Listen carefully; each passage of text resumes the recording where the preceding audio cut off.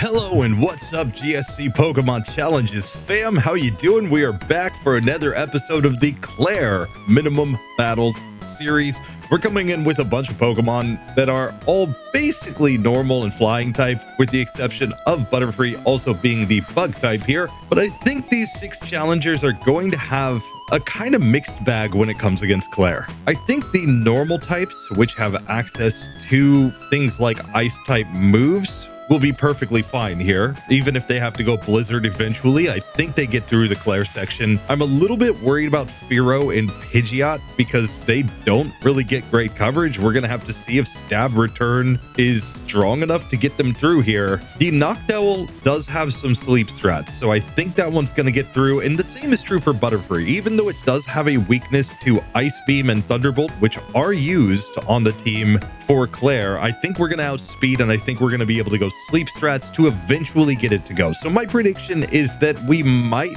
lose one Pokemon here, but really I think we're generally going to do pretty good getting these Pokemon through this section. We will have to see how the Rival plays into that though, because we do have Rival 4 and Rival 5 in this episode. Now on top of these legit challengers, I will be getting in a couple of our member picks. Of course, we've got the Sentret since we're running the Furret in this episode. I'm also going to look at Jumpluff since it is a grass type and it is also flying type, giving it quite a few weaknesses in this section. It might actually underperform. We'll just have to see. And we'll throw in that SuperUnown there, the one that always has super effective moves, just to see how that one goes in this section as well.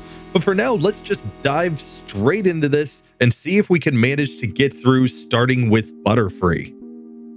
So Butterfree is coming into this section knowing Psybeam, Gust, Nightmare, and Sleep Powder. So at the end of the day, worst case scenario, we've got the Sleep Powder Nightmare strats to go with. Gust is at least the same type move, and Psybeam will be pretty good against a lot of the Rockets. So let's just see how this goes. We've obviously got to take on the Team Rocket section first, so let's just get that out of the way before anything else. Now, Butterfree gets to the Marlboro Man perfectly fine thanks to Psybeam, but it is not a same type move, so it is a little bit weaker here on the Butterfree. We're gonna have to see how the Marlboro Man goes. He leads off with the coughing, of course. Let's just see if we can one-shot with Psybeam here. We can. So that means that we're going to get to the wheezing at least without any issues. And as long as we get through that one Pokemon, I think we're going to be perfectly fine. We should even outspeed. We could put it to sleep if we need to, but I'm going to try to just go all in an attack. It goes tackle, gets a critical hit, still doesn't do that much damage. And that should be it for this battle. We should just be getting through all the coughings after that. Sure enough, we do. So we can now make our way to the basement. It's time to take on the Rival and just see if we can manage a victory there or not. The Rival could be a little bit tough here in Rival 4 just because he leads off with the Golbat, which will have super effective wing attacks for our Butterfree. I think we'll outspeed though, so we may be able to put it to sleep and Psybeam it down. I just don't think the Golbat's going to be a one-hit KO, so we're probably going to have to rely on these Sleep Powder strats here in order to get through. Same for Typhlosion. I think we're going to have to put it to sleep to have a chance.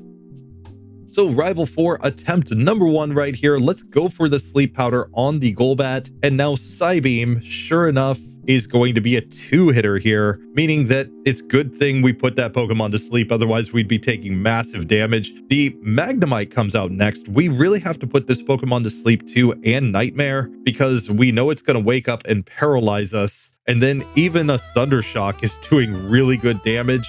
I think when we're paralyzed here, we're probably already losing this fight. We need better sleep luck on this Pokemon to get through. It looks like Psybeam is a 3-hit KO after that. Quilava comes out. It hits Flame Wheel, dealing massive damage. We do manage to get it to go to sleep though, so that gives us a little bit of a chance here. And this one also looks like a 3-hit KO, a 2-hitter with a crit. That will bring out the Haunter, which just goes Shadow Ball. We get to knock it out after that, but now Sneasel with Quick Attack should just end me. So we definitely need the sleep luck here. This is a possible fight. It's just not going to be pretty. So I think the best strategy is to come into this fight with a paralyzed Gear Berry, because because the biggest issue is if we are paralyzed by that Magnemite. This will buy us an extra turn if we miss a sleep powder or if it wakes up suddenly to at least recover the paralysis one time. And it seems like it just went for the Thunder Wave the first turn, so we may be able to simply get through after that from it trying to use Thunder Shock. It actually woke up and tried to Thunder Wave again, but we get through with no paralysis this time. Quilava can go to sleep, of course,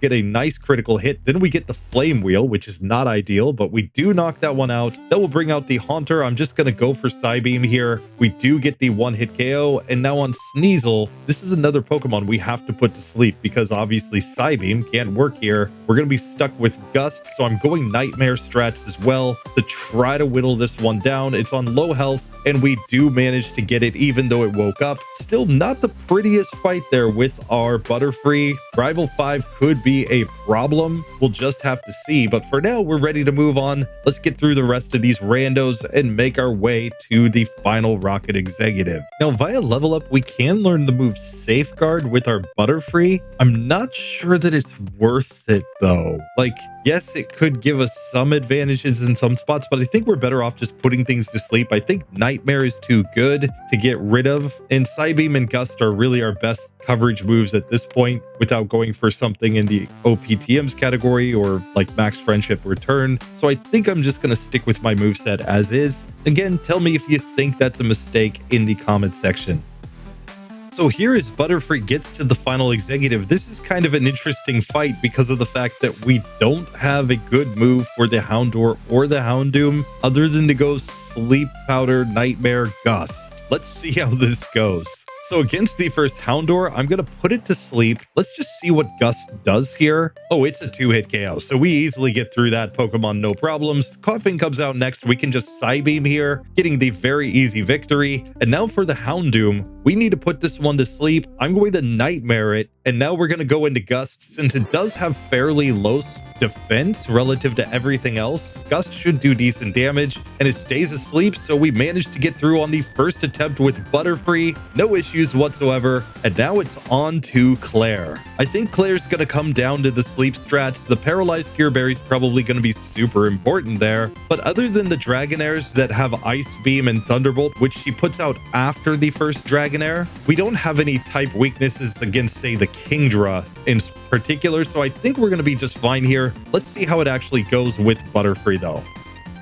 So Butterfree does make its way to Clair with no real issues, except that we're not one-hit KOing anything in the gym here. Even the Dratinis are 2-hit KOs with Psybeam, and the Dragonair on this last trainer before Clair was a 3-hitter. So we're going to have to see how this goes. I think we're going to need a lot of sleep luck here. I will give the Paralyzed Cure Berry just to be safe, but let's see how it goes. So Clair attempt number 1 right here. Against the first Dragonair, I'm going Sleep Powder. We do get it to sleep. We'll go Psybeam after that. We can see this is clearly a 3-hit KO. I just don't think Nightmare would allow us to take it down any faster, so I'm just going to stick with the Psybeam there. Dragonair 2 comes out. This is the one with Thunderbolt. We miss. It hits the Thunder Wave, but of course we had the Paralyzed Cure Berry, so we can recover and now go for Psybeam against this Pokemon while it's asleep, hoping that it doesn't wake up. We get a nice crit. We get a level up to level 44 right here. Now we miss the Sleep Powder on the third Dragonair and we get frozen by an Ice Beam, and I think that's game over right there. If we don't thaw out, which we don't, we simply lose after getting frozen by the Ice Beam here. So it's pretty clear we need to land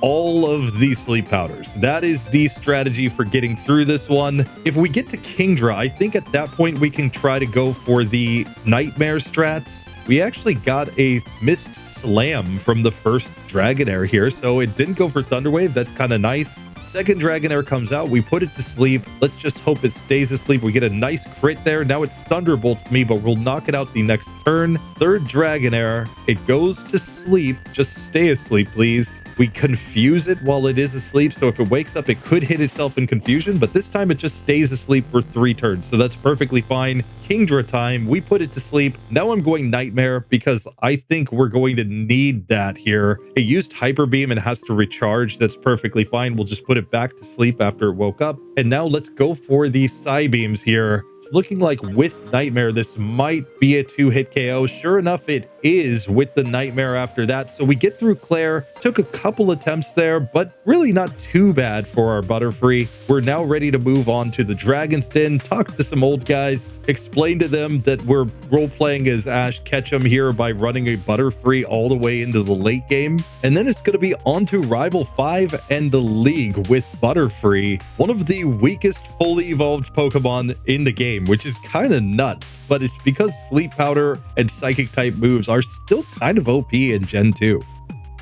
So here Butterfree is ready to take on Rival 5. If we win this fight, we're on to the League, so let's just try this with our Butterfree. It's going to be crazy getting a Pokemon this weak, this far into the game. Still, we can just lead off against the Sneasel with the Sleep Powder. I think I'll just go into the Gust after that. Looks like a 3-hit KO with this move. It wakes up, but we still knock it out the next turn. That will bring out the Golbat. It's time for more sleepy time. We're going to go for that Psybeam here and get the 2-hit KO on this Pokemon. Magneton is out next. We'll put it to sleep. Here we have to go Nightmare strats. I think it's the only strategy that will work because Psybeam's not going to be super strong here. Fortunately, the Nightmare will whittle this one down, allowing us to get through with no damage there. Typhlosion is out next. He also goes Sleepy Sleep. Nice. We can now put on the Nightmare and go for the Psybeams. Since this one looks like it would be a 4-hit KO with Psybeam, it makes sense. Haunter's out next. I'm just going to Psybeam this Pokemon. We do get the 1-hit KO, and that brings out Kadabra. Let's just go Gust here. It's going to be a 2-hitter, but it just goes Future Sight, allowing a super easy victory. So turns out that Ash Ketchum definitely beats the Rival, even though he would put out his Pokemon that has like 3 type weaknesses there. Doesn't matter. Proves that Butterfree is actually a bit of a beast here, getting to the League at level 46 with 135 HP. The Psybeam, Gust, Nightmare, and Sleep Powder has gotten the job done. Now, if you are especially a fan of Butterfree, there's actually a lot of Butterfree action going on right now. I managed to sneak a peek at RBY Pokemon Challenges edit folder the other day, and it turns out that he's got a Butterfree Ultra Minimum Battles video coming, perhaps even before this video posts. And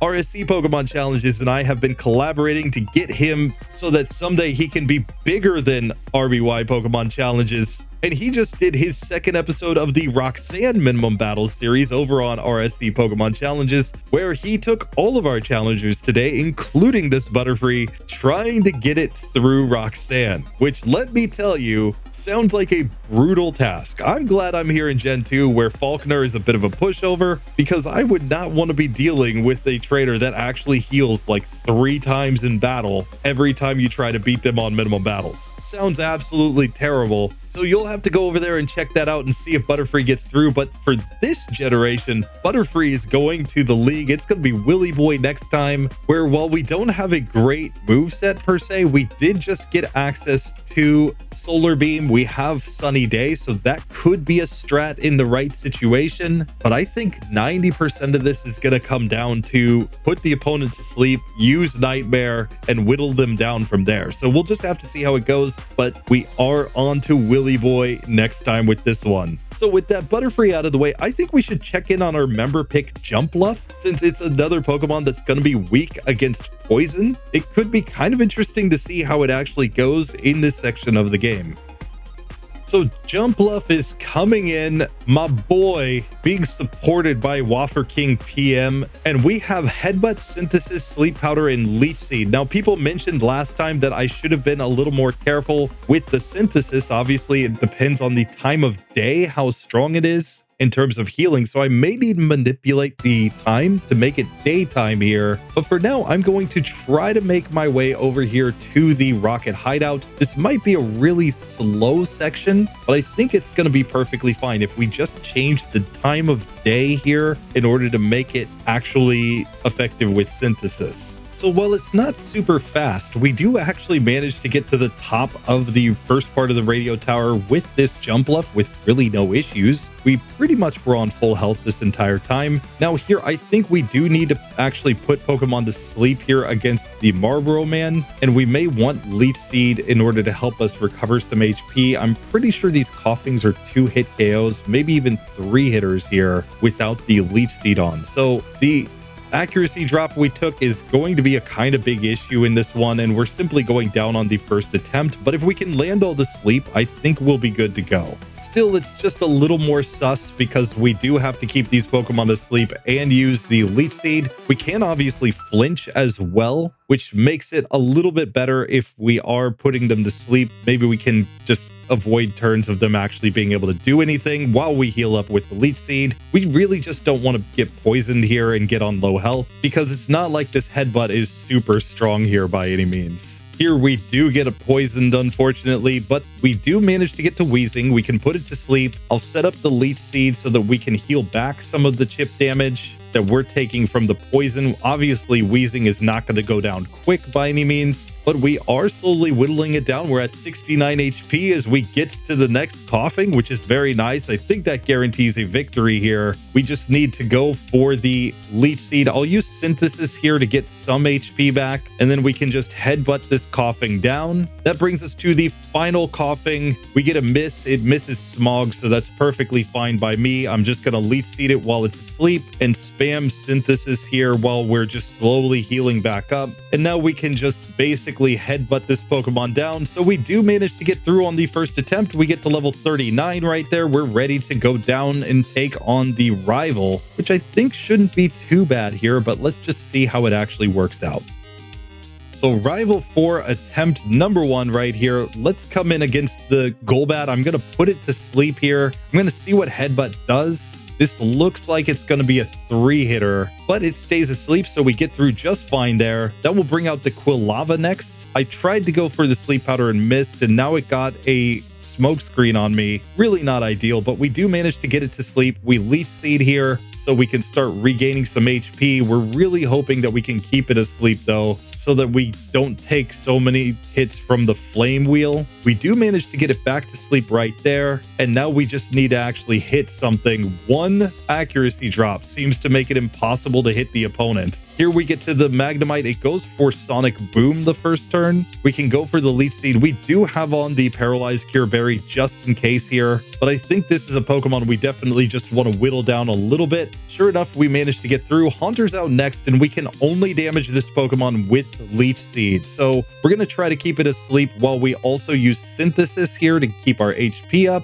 and we're just going to need it to stay asleep for a bunch of turns while we slowly whittle it down. If it goes Curse after this, though, that's perfectly fine with us. It hits Shadow Ball and gets a special drop, but we'll just put it back to sleep here, and it is going to go down from the Leech Seed damage. That brings out the final Sneasel. I'm just going all in on attack here. Feint Attack won't do that much, so it's an easy 3-hit KO if we can just hit the hits. Sure enough, we get it, and we get to level 40. So the Rival ultimately can't beat a Jumpluff. It's not super fast. You know, you're going to be sitting there for a while as you slowly whittle Pokemon down, but you can get the victory there without any major issues. And with that, we're ready to take on some randos, and let's make our way to the final Rocket Executive. So sure enough, we do make it to the final executive at the top. Mr. Meteor Doom is going to lead off with his Houndour. Let's just see if Headbutt gets the job done. It does. That brings out the Coughing, which I'm pretty certain is going to be a 2-hitter. We miss the Sleep Powder and get poisoned by Sludge, so really not ideal there. I think I'm going to heal up here as much as I can. We'll even throw on the Leech Seed here. And unfortunately, I just got knocked out by Sludge on that one after a misclick. We're going to have to try this again. Let's once again headbutt the Houndour. It's not a guaranteed 1-hitter. It's a range there. So that makes me even more nervous for this one. I'm going to put Coughing to sleep and set up a Leech Seed immediately this time. It wakes up and uses Sludge, but we get it back to sleep, this time with no poison status. So now we can headbutt this Pokemon down as we just regain a little bit of health. In fact, I can get back to full health after a Synthesis there as the final Houndoom comes out. We put it to sleep this time. Let's go for the Leech Seed just in case. and now start headbutting. We get a nice critical hit, and that allows us to get through and get to level 44. And now we level up and learn Mega Drain. This might be the best move. We might just be like all in on gaining back HP with this Pokemon. So I think I'm going to go with that over Headbutt. We could always relearn Headbutt later. So this is going to be my strategy. Nothing's going to be super effective when we get to Clair, but I don't think it's necessarily going to matter. I think it's just going to be about keeping our HP really high, leech seeding things down, etc. Like that might actually work.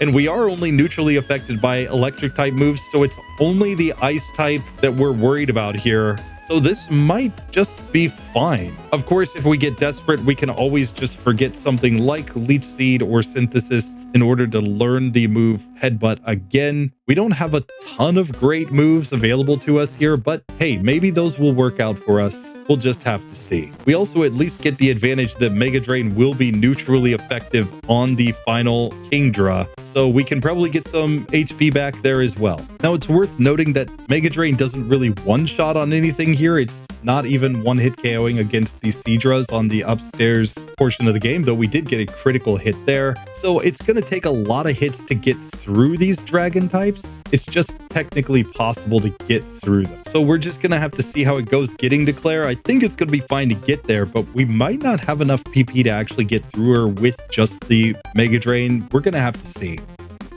So Clair attempt number 1, I forgot to put on the Paralyzed Cure Berry, but we do put the first Dragonair to sleep. We can Leech Seed now, and now I'm just going to spam Mega Drain trying to take this one down. We can see Mega Drain does very little since it is resisted. That's why Leech Seed is absolutely required on this one. We do get paralyzed, of course. Then we're getting hit by Dragon Breath. We're going to have to put this one back to sleep, though we will get through on full health here, just due to the fact that we have so much healing. That brings out the second Dragonair that has Ice Beam. It did really good damage, and unfortunately, we were fully paralyzed, and we couldn't use the Sleep Powder. So here, let's fix the error of not having the Paralyzed Cure Berry and try this again, because I actually think we can get through with this moveset. So once again, we'll put the first Dragonair to sleep. We are going to have to go Leech Seed 100% here in order to deal enough chip damage to get through, but the chip damage is significant. We get a nice critical hit here as well, and we managed to get through with no paralysis to the second Dragonair this time. I'm going to put this one to sleep as well. Leech Seed, we saw it did just over half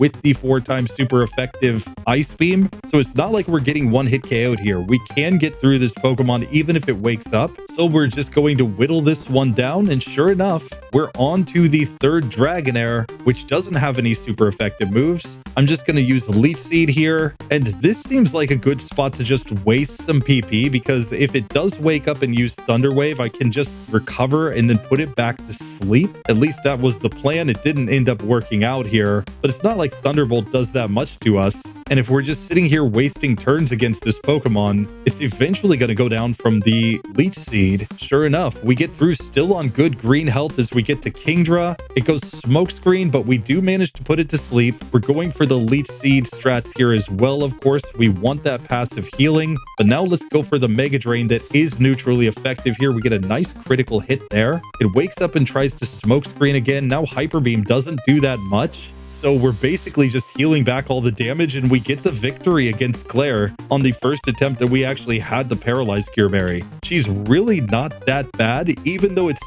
tedious with this strategy. And the reason I'm going for this is just because I honestly think it will be pretty good for a while. We will have to rethink our strategy when we get to Willy Boy's Exeggutor, though, since that Pokemon's going to resist Mega Drain and can't be Leech Seeded. That's the Pokemon that would actually wall this strategy. At that point, we will probably have to go for something like a Headbutt strat to get through. We don't have any more level up moves on this Pokemon, so that's probably the best that we've got. And then we can learn Solar Beam like after that fight in order to use a same type move if we need it. But for now, I'm just going to stick with this strategy because I find it kind of hilarious, just like slowly taking opponents down with the Leech Seed, especially because it heals back pretty significant amounts of damage. And if we just happen to be playing at the right time when Synthesis is also really strong, we're basically good to go here, I think.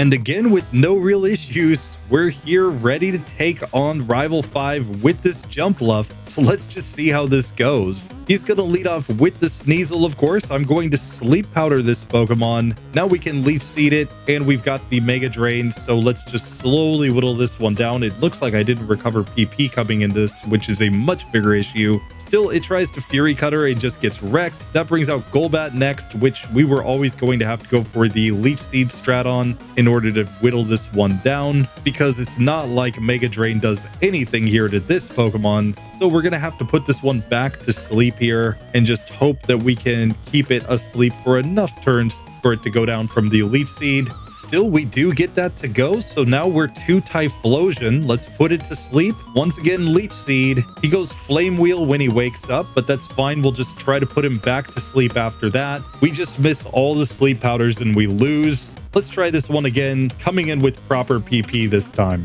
Next attempt, we're back to Typhlosion. We put it to sleep. We Leech Seed it. I'm going to go for his Synthesis here to get a bunch of HP back. And now I think we Mega Drain to just try to take this one down faster, since it is a major threat to us with that Flame Wheel. We do want to take it down as quickly as we possibly can. And sure enough, it is going down. That brings out the Magneton next. So Sleep time again, Leech Seed time again, and we're going back to the Mega Drains here. Just hopefully take it down as well. It wakes up, but it just gets knocked out after using a Sonic Boom. Haunter's out next. We miss the sleep. It goes for Curse, which is kind of an issue here. We're really going to need to keep our HP up at this point. I think we Mega Drain to try to take it down a little bit faster. And then here with it on low health, we go Synthesis to get as much HP back as possible before the final Kadabra here. So Kadabra comes out, it does go to sleep. I will Synthesis here to get as much HP back before I go for the Leech Seed, just because we've got Curse on. Synthesis again to keep our HP up. We don't have a lot of PP left in Mega Drain, but I'll use my last Mega Drain there. Future Sight is going to come in, so I'm going to have to go Synthesis here. We get hit by the Future Sight, but at this point, I think we have just enough PP and HP that we'll be able to get through, but he actually does heal here. So we'll have to put it to sleep again, and that might actually be too much. We use our last Leech Seed. He goes Recover, and Struggle is not looking like it's enough to take the Kadabra down. So with that, I think we do have to go back for the Headbutt, which is perfectly fine. It's just a neutrally effective move against a lot of these opponents. And as I mentioned, we would need this move anyway in order to get through the next fight against Willy Boy. So I'm not feeling too bad about forgetting Mega Drain here. It's not like it's looked that strong this entire time. So I think this is the way to go. Let's try this fight again with the Headbutt now available to us. So coming back here with Headbutt, we can just get an easy 2-hit KO on the Sneasel. No issue there. We will still have to put this Golbat to sleep. We took a Screech, which means that the Wing Attack did massive damage. We're just going to have to try this one again. Here we get Feint Attack instead from Sneasel, and we just need to actually land Sleep on the Golbat, and I think we're good to go. I will still use the Leech Seed to get some HP back, because it looks like Headbutt is a 2-hit KO with the Leech Seed. Now we can put the Typhlosion to sleep. I'm still using Leech Seed to get chip damage while we Headbutt it multiple times. It wakes up and goes Flame Wheel here. I missed the Sleep Powder, but that's fine. It's going down the next turn. That brings out the Magneton. We put it to sleep. We're going to go Leech Seed here. I'm going to go Synthesis as well just to get HP back. And now we can start headbutting against this Pokemon. Obviously, it's not very effective, but it misses a Thunder Wave when it woke up, and then I misclicked. So I used Leech Seed instead of Sleep Powder. We're still going to get through this Pokemon, but that was definitely a mistake, because that brings us to the Haunter, which now is faster than us and gets to set up Curse. We get confused as well. We do manage to Leech Seed here at least, and we're going to go Synthesis after that to try to recover, but we didn't get a move, so we lose. The paralysis is going to be the big factor here in this one. If we don't get the paralysis, I think we're perfectly fine, but with paralysis, we're in kind of bad shape, since obviously the ghost type is the one type that we can't affect with Headbutt. So So this time on Magneton, let's try to keep it asleep and just headbutt this one down. We did get there on full health this time, so there was no need to do any extra healing. So we just needed to stay asleep another turn. Unfortunately, I didn't put on the Paralyzed Cure Berry, but we are at full health, going to Haunter at least. We can put it to sleep, we can Leech Seed, and now we're going to have to stall with Synthesis here, and we simply don't get it on that one. So the Paralyzed Cure Berry is also going to be super important here. So back to Magneton, this time with the Paralyzed Cure Berry on. We're just hoping to keep it asleep as long as possible. When it does wake up, I gotta make sure to not misclick and use Sleep Powder. We missed, but it just went for Sonic Boom that turn. In fact, twice in a row is we miss, which is perfect, because that's just going to let us regain HP here as we get to the Haunter. So now we're still faster than Haunter. It goes to sleep. We can Leech Seed. We obviously just have to stall against this Pokemon for a bunch of turns, since we don't have any moves that can actually affect it. But I think Headbutt's going to be enough when we get to the Kadabra. So we'll put this one back to sleep. I'll just stall with Synthesis as we knock it out with a Leech Seed here. That brings out Kadabra. Let's Headbutt, and we nearly one-hit KO. We'll get the two-hitter, so we do manage to get through at that point. The Paralyzed Cure Berry plus a lot of Sleep Luck is required, but Jumpluff does get here to the league. We've got the Headbutt ready to go for the next fight. We've got Solar Beam in the bag if we need a Grass-type move for some reason. The real question is just going to be how we do against some of these bigger teams. We might have to add on Return or something somewhere in order to have more physical damage, and we might end up having to go for like Hidden Power at some point in order to get through the Gengar on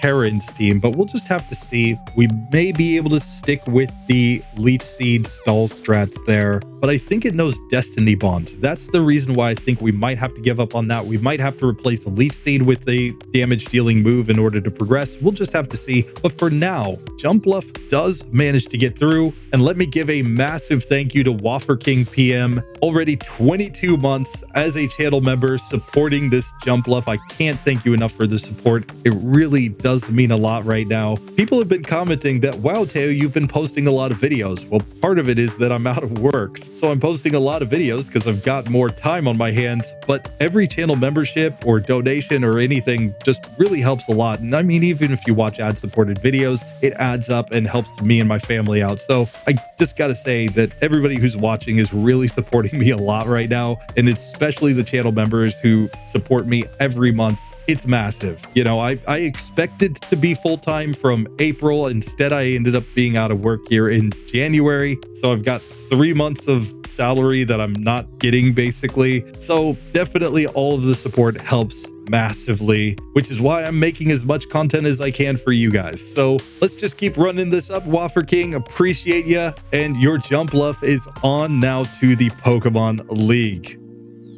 But now with Butterfree and Jumpluff done, we can see Butterfree has jumped up into that pass column. Jumpluff is in the completed member picks, and it's time to get into our flying types, which could be brutal here. I'm honestly not sure. There's just tons of situations with the rival using his Magnemites and Magnetons. Of course, the ice and electric type moves on Clair. That could be a wall, but at the same time, these Pokemon are going to get a lot of strong physical stab moves that they could use to try to get through. So let's just see how it goes, starting with Pidgeot. It has dropped rare candies in the previous section to get through Jasmine, but that might mean that it's our highest level Pokemon yet getting to the league.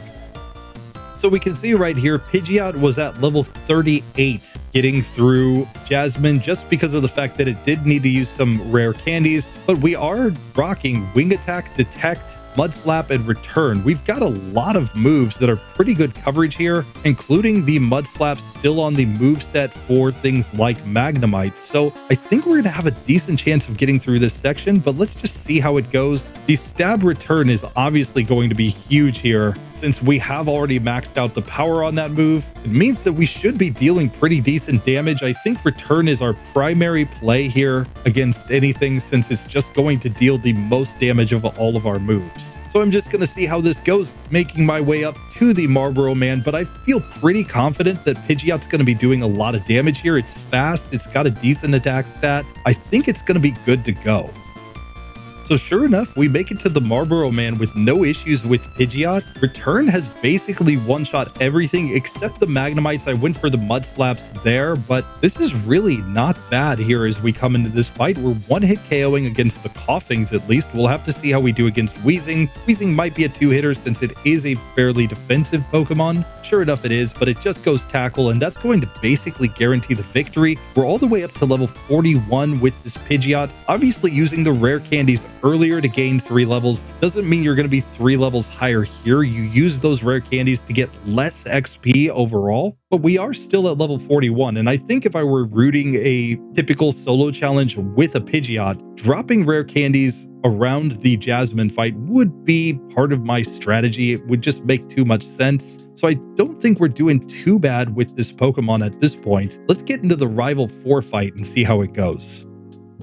So Rival 4 attempt number 1 on the Golbat. Let's just go Return. That does get a one-hit KO. Magnemite's out next. I saw earlier on some Magnemites that I wasn't one-hit KOing with the Mud Slap, but we did get the one-hit KO there, so that's nice. We'll go Wing Attack on the Haunter since it's a neutrally effective move. Sneasel, we can go back to Return, and that's going to bring out the Feraligatr, where I'm just going to stick with Return here. It's going to be a two-hitter, but it's not like Water Gun did anything. So we get through nice and easy, and now we're just ready to make our way through the rest of the Rockets and up to Mr. Meet Your Doom. And sure enough, we make it through the rest of the Rockets with no issues. It's like a one-hit KO fest. So we just get to the final Rocket Executive. I can go Return on the first Houndour, getting a one-hitter. We'll go Return on the Coughing, getting a one-hit KO. That brings out Houndoom. We go Return, and that is a one-hit KO as well. So we've gotten to level 45 right here, getting through that Executive. So we're just a little bit stronger than we would normally be if we hadn't used rare candies. It really highlights just how little the rare candies affect the late game when you use them early, and why I generally try to put them off as late as possible, because we're not actually going to be that much higher of a level as we go to Clair. We might be level 46 or 47, but it's really not going to be that much higher. We're just going to have to see if the Stab Return though is enough, because we are doing massive damage to basically everything. We may be able to get her in a healing loop with the Kingdra and just win. It comes down to whether or not we one-shot against those Dragonairs, of course, but if we do, I think we've got an excellent shot of getting through this fight and making our way to Rival 5 in the league. So here against the first trainer inside of Clair's gym, we do level up to level 46 and we have the chance to learn Agility. I'm actually going to learn this move over Detect. This may be a way too early plan, but if we get into the Kanto post game and we find some spot where we can't progress, Agility plus Curse strats could actually be a thing, allowing us to still outspeed our opponents after setting up with a little bit of attack boost. So I'm going to just keep that on the moveset for now. We'll see if it comes into play at all, or if it's just a completely useless move. Our only other level up move is Mirror Move, which I don't think we're going to learn. I just think that all of our current moves are better than Mirror Move in basically every situation. So I think I'm carrying this moveset to the league. We're just going to see how it goes.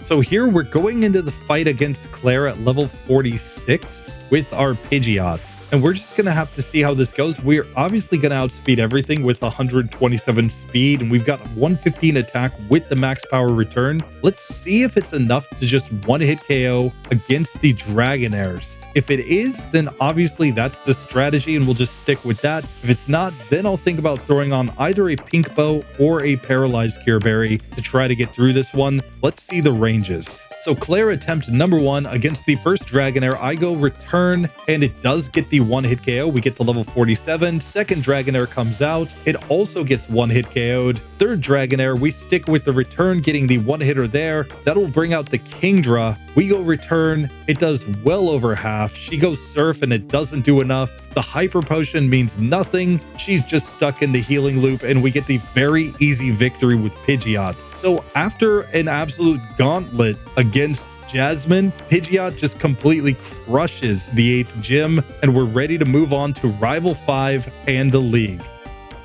So now with the Pidgeot ready to take on Rival 5, let's just see how this one actually goes. He leads off with the Sneasel. We go Return. That's an easy one-hit KO. Magneton comes out next. We only have Mud Slap really here. We get the accuracy drop and it misses the Thunder Wave, so we get through that one just fine. Golbat's out next. We go Return, getting the one-hit KO. Haunter comes out. We can go Wing Attack here. That's another one-hitter. Kadabra never stood a chance. It's just going to get returned. And that leads to Feraligatr at the very end, and we get a critical hit one-shot. So we get to level 49 here with our Pidgeot. We're just a couple levels higher than normal for getting to the league, but now we're ready to go in. I think we've got a perfectly fine chance of getting through Willy Boy. I think we're going to match up reasonably well against Koga. Even against Fortress, we're going to be dealing neutral damage. Bruno's Onix could be the biggest wall in this section. We're just going to have to see. But of course, if we get to Lance, he's going to be dropping those Thunders. We might even have to go for like a Sunny Day strat in order to try to get misses. We'll just have to see. But for now, this Pidgeot is moving on in the game. Giga Chad hairdo and all. It is ready to go to the league. So that, of course, means it's Fearow time. We've got Return, Mud Slap, Detect, and Fly on the moveset. We're at level 35 here. Obviously, we're in the medium fast level up group. We're going to learn Drill Peck at level 40. So I may end up using the move deleter to forget Fly so that I can learn Drill Peck instead. Though I might also just replace Detect with Drill Peck at this point just to have more attacking PP, because I don't think there's a lot of spots where we're going to be trying to stall out with the Detect strats. That was really, I think, just a Jasmine strat there. For now, let's just make our way through the Radio Tower with our moveset. We've got tons of strong moves, so I think we're going to get through pretty easily, just like Pidgeot, but let's see. So sure enough, we're to the Marlboro Man with no issues. Let's just see how this goes with our Fearow. We're going to lead off with the Return, and it's just one-hit KOing on the Coughings here, which makes me feel pretty confident that we're just getting through everything, except maybe the Wheezing with a one-hitter here. Wheezing goes down to a critical hit, and that basically just means that we're getting through this super easy. So the Marlboro Man posed no threat to Fearow. We're ready to move on to the basement and rival number 4. So Rival 4 attempt number 1 right here. He leads off with the Golbat. I didn't even heal coming into this, but we one-shot with the Return right there. That brings out the Magnemite. Let's go Mud Slap. We do get the one-hitter on that one. Haunter can come out and get just hit by Fly. We miss the Fly here. Oh no. That actually could be an issue because we do get cursed. Sneasel will just be a simple Return though. And now Feraligatr, let's go Return. We take curse damage. We get Bite, but that's not enough. We still managed to get through with our Fearow. So the Rival was no issue. Now I think we can make our way through the rest of these randos with no issues and make our way to the end of this section. Now here via level up, we do get to learn Drill Peck. And like I said before, I'm actually going to learn it over Detect. I don't think Detect has a ton of spots where we would want to use it, but tell me if you think I'm wrong in the comment section. For now though, I'm going to just add this move on, have extra PP, and I think this is going to be a pretty easy way to go. Fly's probably redundant at this point, but we'll replace it with something eventually. For now though, I'm just going to stick with as much attacking PP as possible. That means I won't have to go back to the Pokemon Center as much, which is ideal. With that being said, Return remains our best move in most situations, so we basically just spam this as we go through all these randoms. And here against the final Rocket Executive, we just one-shot the Houndoom with the Return, one-shot the Coughing, and we're going to one-shot the Houndoom, so there's really no issues getting through that fight. We're ready now to go to Claire's gym, where again, there are a couple Dragonairs with super effective moves against us, but if we get the same or at least a similar range as we got with Pidgeot, one-hit KOing there with Return, I think we're going to be perfectly fine. I think there's a slightly higher chance that we will need to go with something like a Pink Bow to get the job done, but let's just see if that's the case or not. If anything, I think it's just because we're at a lower level. We're only at level 43 currently with this Fearow, and considering that we're in the medium fast level up group, we'll just end up being a few levels lower there. I think maybe 1 or 2 at the end of the day, but it could be enough to make a difference on that fight. Still, we won't know until we test it out, so let's just get to the gym where I think the randos will be perfectly fine. So let's just make our way straight to Claire herself.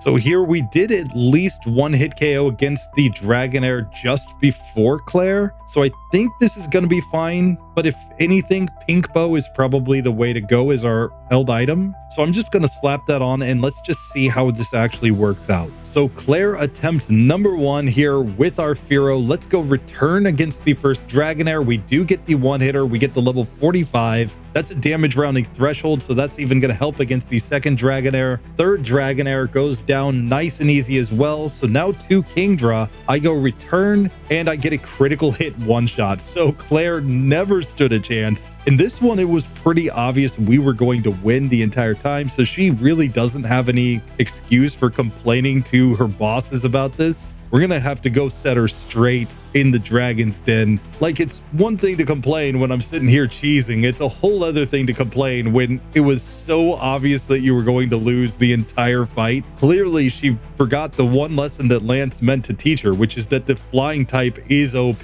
But with that done, we're now headed to Kanto. Let's go ahead and take on the rival here and just see how he likes our Fearow.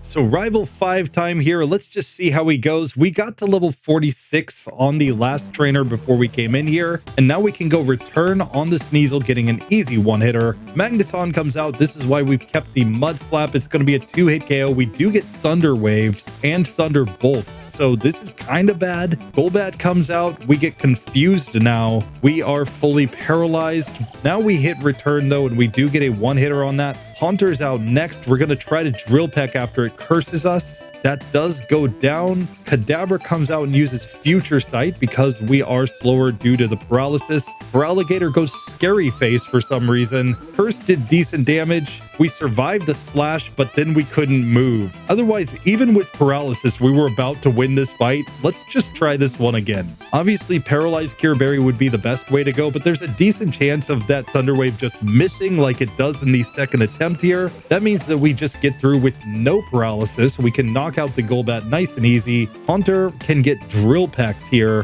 which is an easy KO as well. Kadabra just gets a return. And now the Feraligatr, we're on full health. Slash isn't going to do nearly enough. And we get to level 47 as we get the victory. We get the chance to learn Agility here. I didn't forget Fly, but Mud Slap's not going to be useful pretty soon, I think. So I think I just forget Mud Slap and learn Agility. Again, we could be looking at Curse Agility strats later on. If we really hit a wall, we could have a situation where we backtrack to this point. But honestly, I don't think we're really going to need Mud Slap. Like Onix, yes, is in here. But I think even for the Onix, just because of its kind of low HP, we're going to be able to find a way through with our return strats. That's my logic anyway. We'll see how it actually works out in the next section. But Fearow is ready to go on to the Pokemon League. And I think it's going to do pretty well in this section, but we'll just have to see. Also, again, just overlay note, the resets and TMs are showing cumulatively for all of the Pokemon that we've done so far. So we are not anywhere near 22 resets here. We had like 1 reset on the rival. That was it. And then a few resets for routing around spinners. Fearow is actually insanely easy to get through this section. If there are a lot of resets on something, I will mention it to let you know that that is where I was struggling. But with Fearow done, it is now Noctowl time, where our moveset is very different. Takedown, Nightmare, Hypnosis, and Reflect. And unlike the Pidgeot in the Fearow, we're not nearly as fast. We're much more of a special attack and special defender. So we're going to have to see how this goes. Takedown might be forgotten pretty quickly in order to learn a stronger move. Obviously, Fly is available to us as well. I just put it off in the last section because it wasn't really going to help with Jasmine. Still, the Nightmare strats could be OP, so let's just see how this actually works out. Now, honestly, the biggest issue with our Noctowl as we get to the top of the tower here is just the fact that Takedown has inaccuracy. So it can miss often enough to actually affect battles. Here, Takedown is going to be a 2-hit KO on these Coughings as well. So we're going to need quite a bit of luck to get through here, I think. We can put a Coughing to sleep with Hypnosis if we can actually land the hit. and then go Reflect to reduce the damage that we take from them. But the chip damage from takedown is a major factor in this one. It basically works fine when you're dealing with like 1 or 2 enemy Pokemon, but once you get in these situations where you've got to take down an entire team and take chip damage the whole time, that's where this move really does start to look pretty terrible. So I think we're even going to lose the first attempt against this Rocket because we just simply don't have the ability to land enough Hypnosis and use the Nightmares. I think we have to upgrade to Return. And at this point, it's not even a factor of whether or not Return is stronger than the takedown. It's about not taking the recoil damage every single turn. So this time I'm going to try to set up Reflect against the first Coughing, and then we're still just getting a 2-hit KO with the Return strats here. But this may give us a better chance of actually getting through this entire team. We basically just want to keep the Reflect up in case we do take hits. And then when we get to Wheezing, this is a Pokemon I think we put to sleep and we also go Nightmare against and start trying to whittle it down with Return from there because we know it's not going to be a one-hitter or anything. Still, that is enough to get us through. We get to level 37, and I think the last 2 Coughings we can just go all in on Return strats here since we're still on green health. I don't think they pose that much of a threat, and sure enough, we get through once we change to Return as opposed to Takedown because we get rid of that recoil damage. So now we are ready to go to the basement and face up against our rival. The Magnemite and the Haunter are going to be our big issues down there. We could forget a move like Reflect to learn Fly to have something to hit the Haunter with. That might actually be the better play since we are already at least reasonably bulky enough defensively. I'm just not sure what the best play is, but I do think keeping the Hypnosis is mandatory if this Pokemon's going to progress.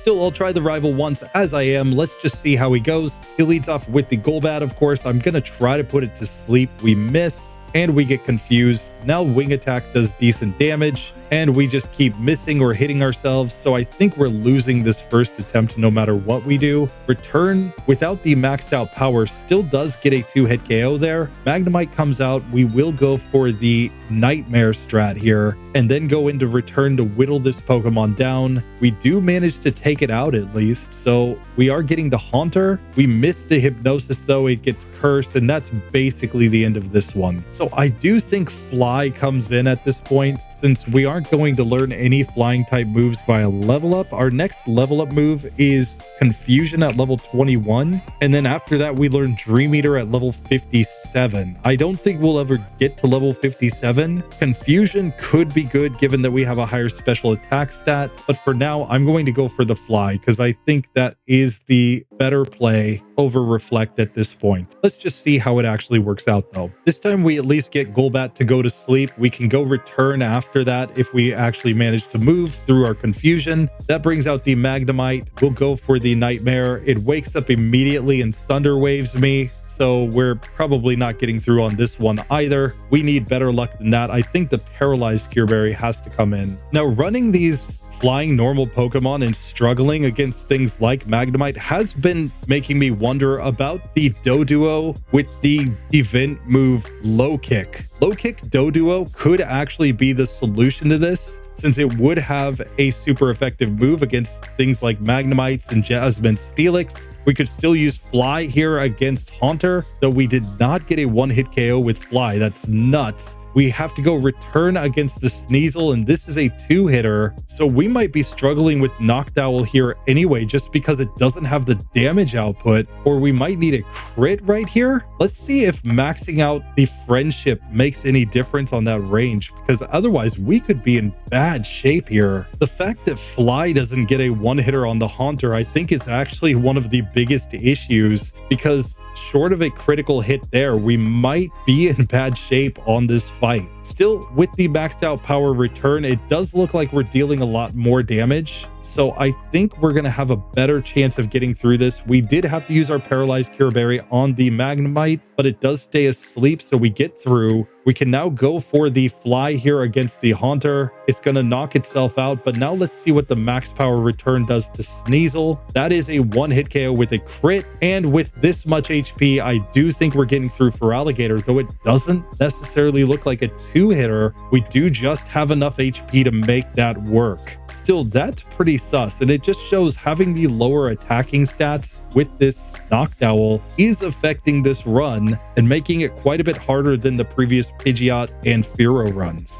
Still, after that, I think we're going to be fine with the max power return, so let's just get through all these randos and hopefully make our way up to the final executive. So now we do get to level 41 and we can learn Confusion. The question is, do we want this move? It's not super strong, and I don't think it really answers an immediate need. I mean, we have neutral damage against poison types, and we're already using super effective fly against fighting types. So it just seems to me that the only case this would come in would be against like a rock or steel type, which there aren't that many of to deal with. So I think we skip the Confusion and instead just stick with our moveset as is. Dream Eater's a little bit of a different case because it allows you to heal and is significantly stronger, so it synergizes nicely with the Hypnosis. We may end up going Dream Eater strats in the late game with this Pokemon, assuming we get through the league, but until then, I honestly just don't think it gives us that much of an advantage to have a weak psychic move like Confusion here. So with that being said, we do obviously have a much higher special attack stat. I still think we basically end up saving that for some sort of dark type move if we need it later on, something like Hidden Power Dark or the legitimately available Thief, which would be the same power and would give us a move to use against ghosts and be super effective. So I think that's more likely to be the way we go. Here we make it to the final executive at the top of the radio tower. We can go return on the Houndour. That is a one-hit KO. We'll go return on the Coughing. This is going to be a two-hitter. We get hit by Sludge, but we still take it down. Houndoom comes out. We go return, and it's nearly a one-hit KO. It just goes Smog, and that gives us a very easy victory against wannabe Giovanni there. And with that, we're ready to move on to Clair. I'm definitely worried that we're not going to be dealing enough damage here against Clair though, since she is going to be having two Dragonairs with super effective moves against us. I think it's far more likely in this one that we need to go Paralyze Cure Berry, and we might not get the ranges. We might need a critical hit somewhere. This could be a little bit rough, but I think it's going to be ultimately possible, just maybe not pretty to actually get through. It's also worth noting that we're at a slightly lower level than the Fearow since we haven't used any rare candies with this Noctowl. So if we do get really desperate, rare candy strats could come in this section as well.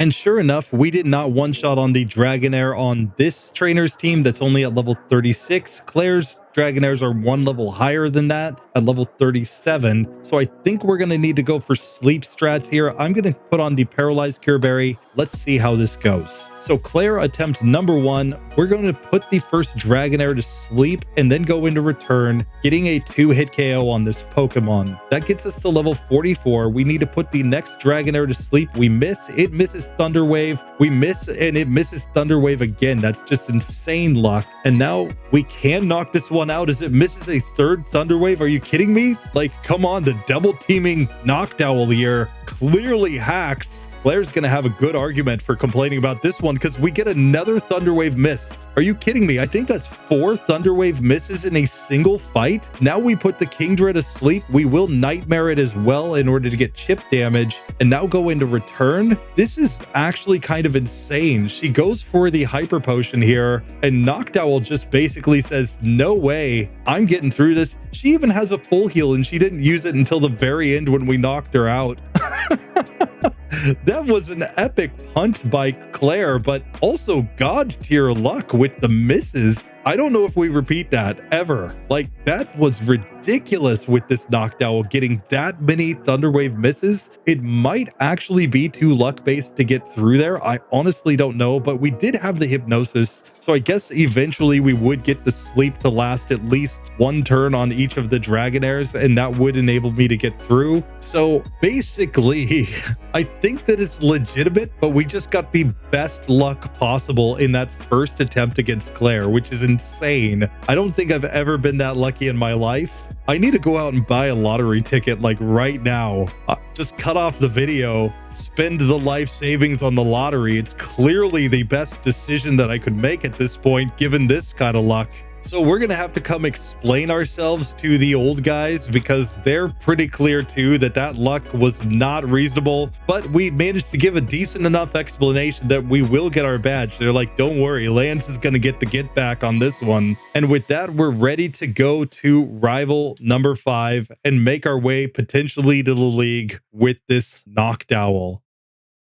So here we are, ready for rival number 5. Let's see how he goes. Of course, he's going to lead off with Sneasel. I'm just going to go all in on attack here. We get the one-hit KO on that Pokemon. Magneton comes out next. We put it to sleep. Let's go for the Nightmare, and let's just hope we get a nice long sleep here. We do have the Paralyzed Cure Berry on in case it wakes up. Let's see if we can get the range to get the KO. We can. So we only needed 1 turn of Nightmare in order to get the victory. Now I'm putting Golbat to sleep because I don't want to get confused. And we're going to get a 2-hit KO. It wakes up, of course, and goes for the Confuse Ray on me, though. So we're going to have to snap out of Confusion the next turn and knock it out with a return. That brings out the Haunter, where I'm going to go for Nightmare after getting it to sleep. And now I'm going to Fly. I think with the Nightmare, as long as Fly hits, which it misses, of course, but if it had hit, we would have gotten through this Pokemon. We managed to get through anyway. Return is now perfect for Kadabra, and we have no curses. We get to level 46 against Feraligatr. We can just go all in on the return, a 2-hit KO, and now we have beaten the rival. We're on to the league with Noctowl. We've got the sleep strats. The Nightmare strats that we've seen are completely OP. Nightmare is so OP that I need to redo the Cleffa run that I did previously. I did a full game Cleffa run, and for my son's birthday, I'm going to do a new Cleffa run with that Pokemon running Nightmare because I think it can manage to get through the entire game on minimum battles with that move. I think that move is just that broken in this generation. So honestly, when we get to things like Bruno's Onix, as long as we're faster, we can put it to sleep, Nightmare it, and I think we win. That's my thought process at this point. I think that Noctowl has a real legit chance of getting through the entire league on minimum battles. We'll have to see if its lower attacking stat ever makes an impact on that, though its high special defense really is going to help this Pokemon, so we'll just have to see. For now, Noctowl gets through. That does it for our flying types. Let's check on our progress so far. So now with Noctowl, Pidgeot, and Fearow all joining the pass column, we are up to 14 Pokemon legitimately passing. The Meganium last time did use Hidden Power Dark to get through, which is why it got moved down to the OPTMs category. Hidden Power Dark will always be considered an OPTM because it requires specific DVs, and there's no way to check your DVs at the start of the game, and resetting for perfect DVs is a 1 in 65,536 chance. So on that basis, if a Pokemon has to use Hidden Power Dark to progress, it's always going to be in that struggle category, no matter what, but it still got through. So far, we haven't lost a single Pokemon to Clair. That being said, there are a lot of weaker Pokemon that are coming up later, so I do think there are reasonable chances of losing to her. It just hasn't happened yet. And I don't think it's going to happen for another minute because we're about to come in with Raticate and Furret, which I think get enough moves plus the stab return that I think are going to get them through this section just fine. Let's get into this and find out, starting with Raticate.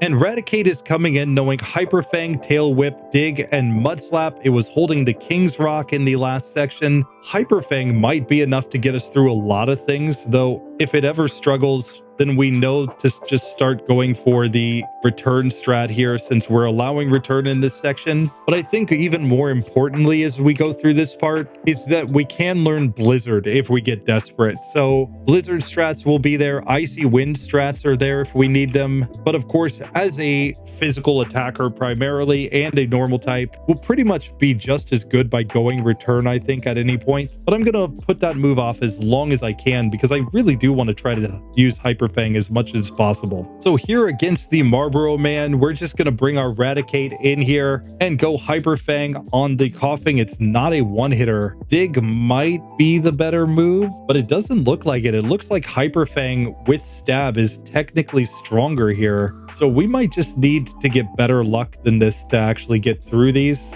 or again, going for the max power return might be the strategy at this point. With the poison on, we're probably not getting through. Hyper Fang doesn't even 2-hit KO against the Wheezing, so we go down right there. So I am going to slap on return, though I am going to avoid forgetting dig. I think we want to use dig against things like Magnemite and Magneton. So I'm actually going to forget Tail Whip in order to learn return. This will just give us tons of damaging PP. We'll still have flinch strats with the Hyper Fang. We can still flinch with the King's Rock with other moves. I think this is a decent way to go. So now using return, we simply 1-hit KO against the first coughing. It's not a one-hitter on the second coughing. We did not max out our friendship here though, so we're still sitting only around 200 friendship. With the maxed out friendship, I can basically guarantee this move would be 1-hit KOing here. It is getting better ranges than the Hyper Fang though, so we are managing to get through the Wheezing in 2 hits. And as we get to the last couple of coughings here, they're just not going to deal enough damage to take us down. So with that return, we do manage to get through the executive. It still might be worth it to max out our friendship here, but I'll just hold off on that for now. We don't necessarily need to. It's also worth noting that Pokemon in the medium slow level up group are going to have higher friendship than these Pokemon in the medium fast level up group because they will have leveled up more times. The more times you level up with a Pokemon, the higher its friendship gets. So we're technically just a little bit lower friendship here than we would be with those faster leveling groups.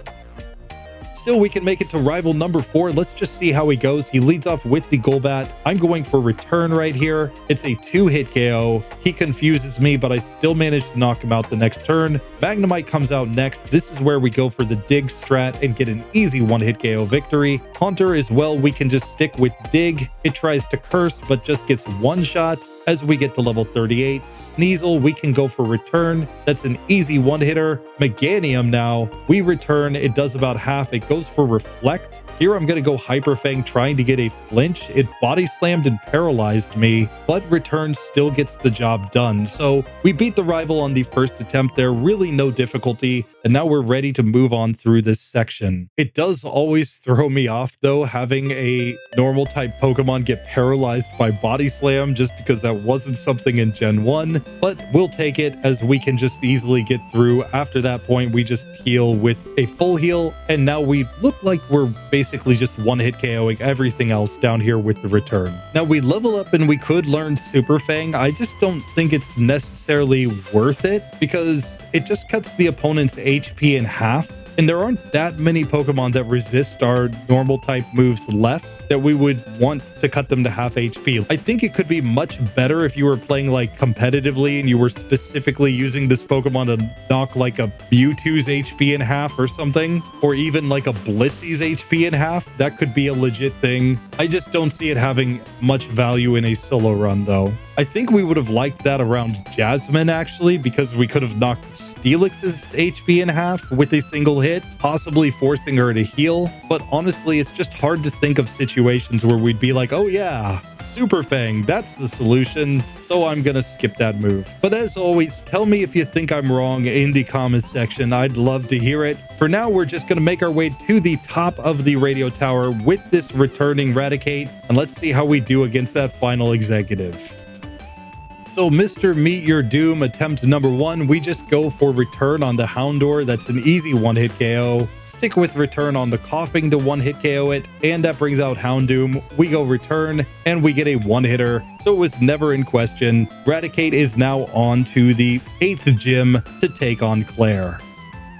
So here we make it to Clair. Let's just see how she goes with this Raticate, still without maxed out friendship. I could max out the friendship to boost return's power a little bit more, but for now, I'm just going to try as I am. Let's see how this goes. So Clair attempt number 1, she leads off with the Dragonair, of course. We use return. It does not quite get a one-hitter, so we're likely losing this first attempt here. Still, we get to level 44 off of that first one. We can go return on the second Dragonair. We do get a 1-hit KO there. Third Dragonair, return, gets the 1-hitter. That brings us to Kingdra, though we are paralyzed. So we're down to 3 HP. We would have needed a critical hit to win, but we did ultimately manage to get all the way to the the last Pokemon, we might not even need to max out the friendship. We might just need a pink bow here. I'm pretty sure at least with a pink bow and max friendship, we would just be one hit KOing all of the Dragonairs. So I'm going to try first with the pink bow, then I'm going to max out the friendship. If it doesn't work, we just barely missed the range. The Dragonair had 1 HP. That might even be a range at this point. Let's just test it and see. This time we do get the 1-hit KO on the first Dragonair, so you don't even need the max friendship. Just the pink bow is good enough. And now we should just be 1-hit KOing the rest of these Dragonairs, barring a terrible roll. And that brings us back to Kingdra, where we do over half. It goes Smokescreen, we miss return. It goes Surf, we miss return again due to the Smokescreen, but now we hit and we get the victory. She didn't even try to Hyper Potion there. She clearly just was like, there's no point. This rat's gonna beat me either way. So Raticate moves on through 8 gyms on minimum battles in Gen 2. It just has enough moves to get through to this section. And honestly, if you max out friendship, you're going to be perfectly fine. Even without maxed out friendship, on max TVs at least, you can just throw on a pink bow there and still manage a victory, which is kind of nuts. So here Raticate's ready to come into the Rival 5 battle at level 45. And we're just going to see if the return plus dig strats are enough to get us through. Let's find out. So Rival attempt number 1, he leads off with Sneasel. We just go return. That gets a 1-hit KO here. Out next is the Golbat. We stick with return, just barely missing the 1-hitter. Again, we don't have the max friendship here, so I think that's all right. Magneton comes out next. I'm going dig since it's 4 times super effective. That's just the obvious move. Haunter comes out. We'll have to go for dig again here, but that does get the victory. Kadabra can just get Hyper Fanged. I misclicked. I meant to use return, but we get to level 46.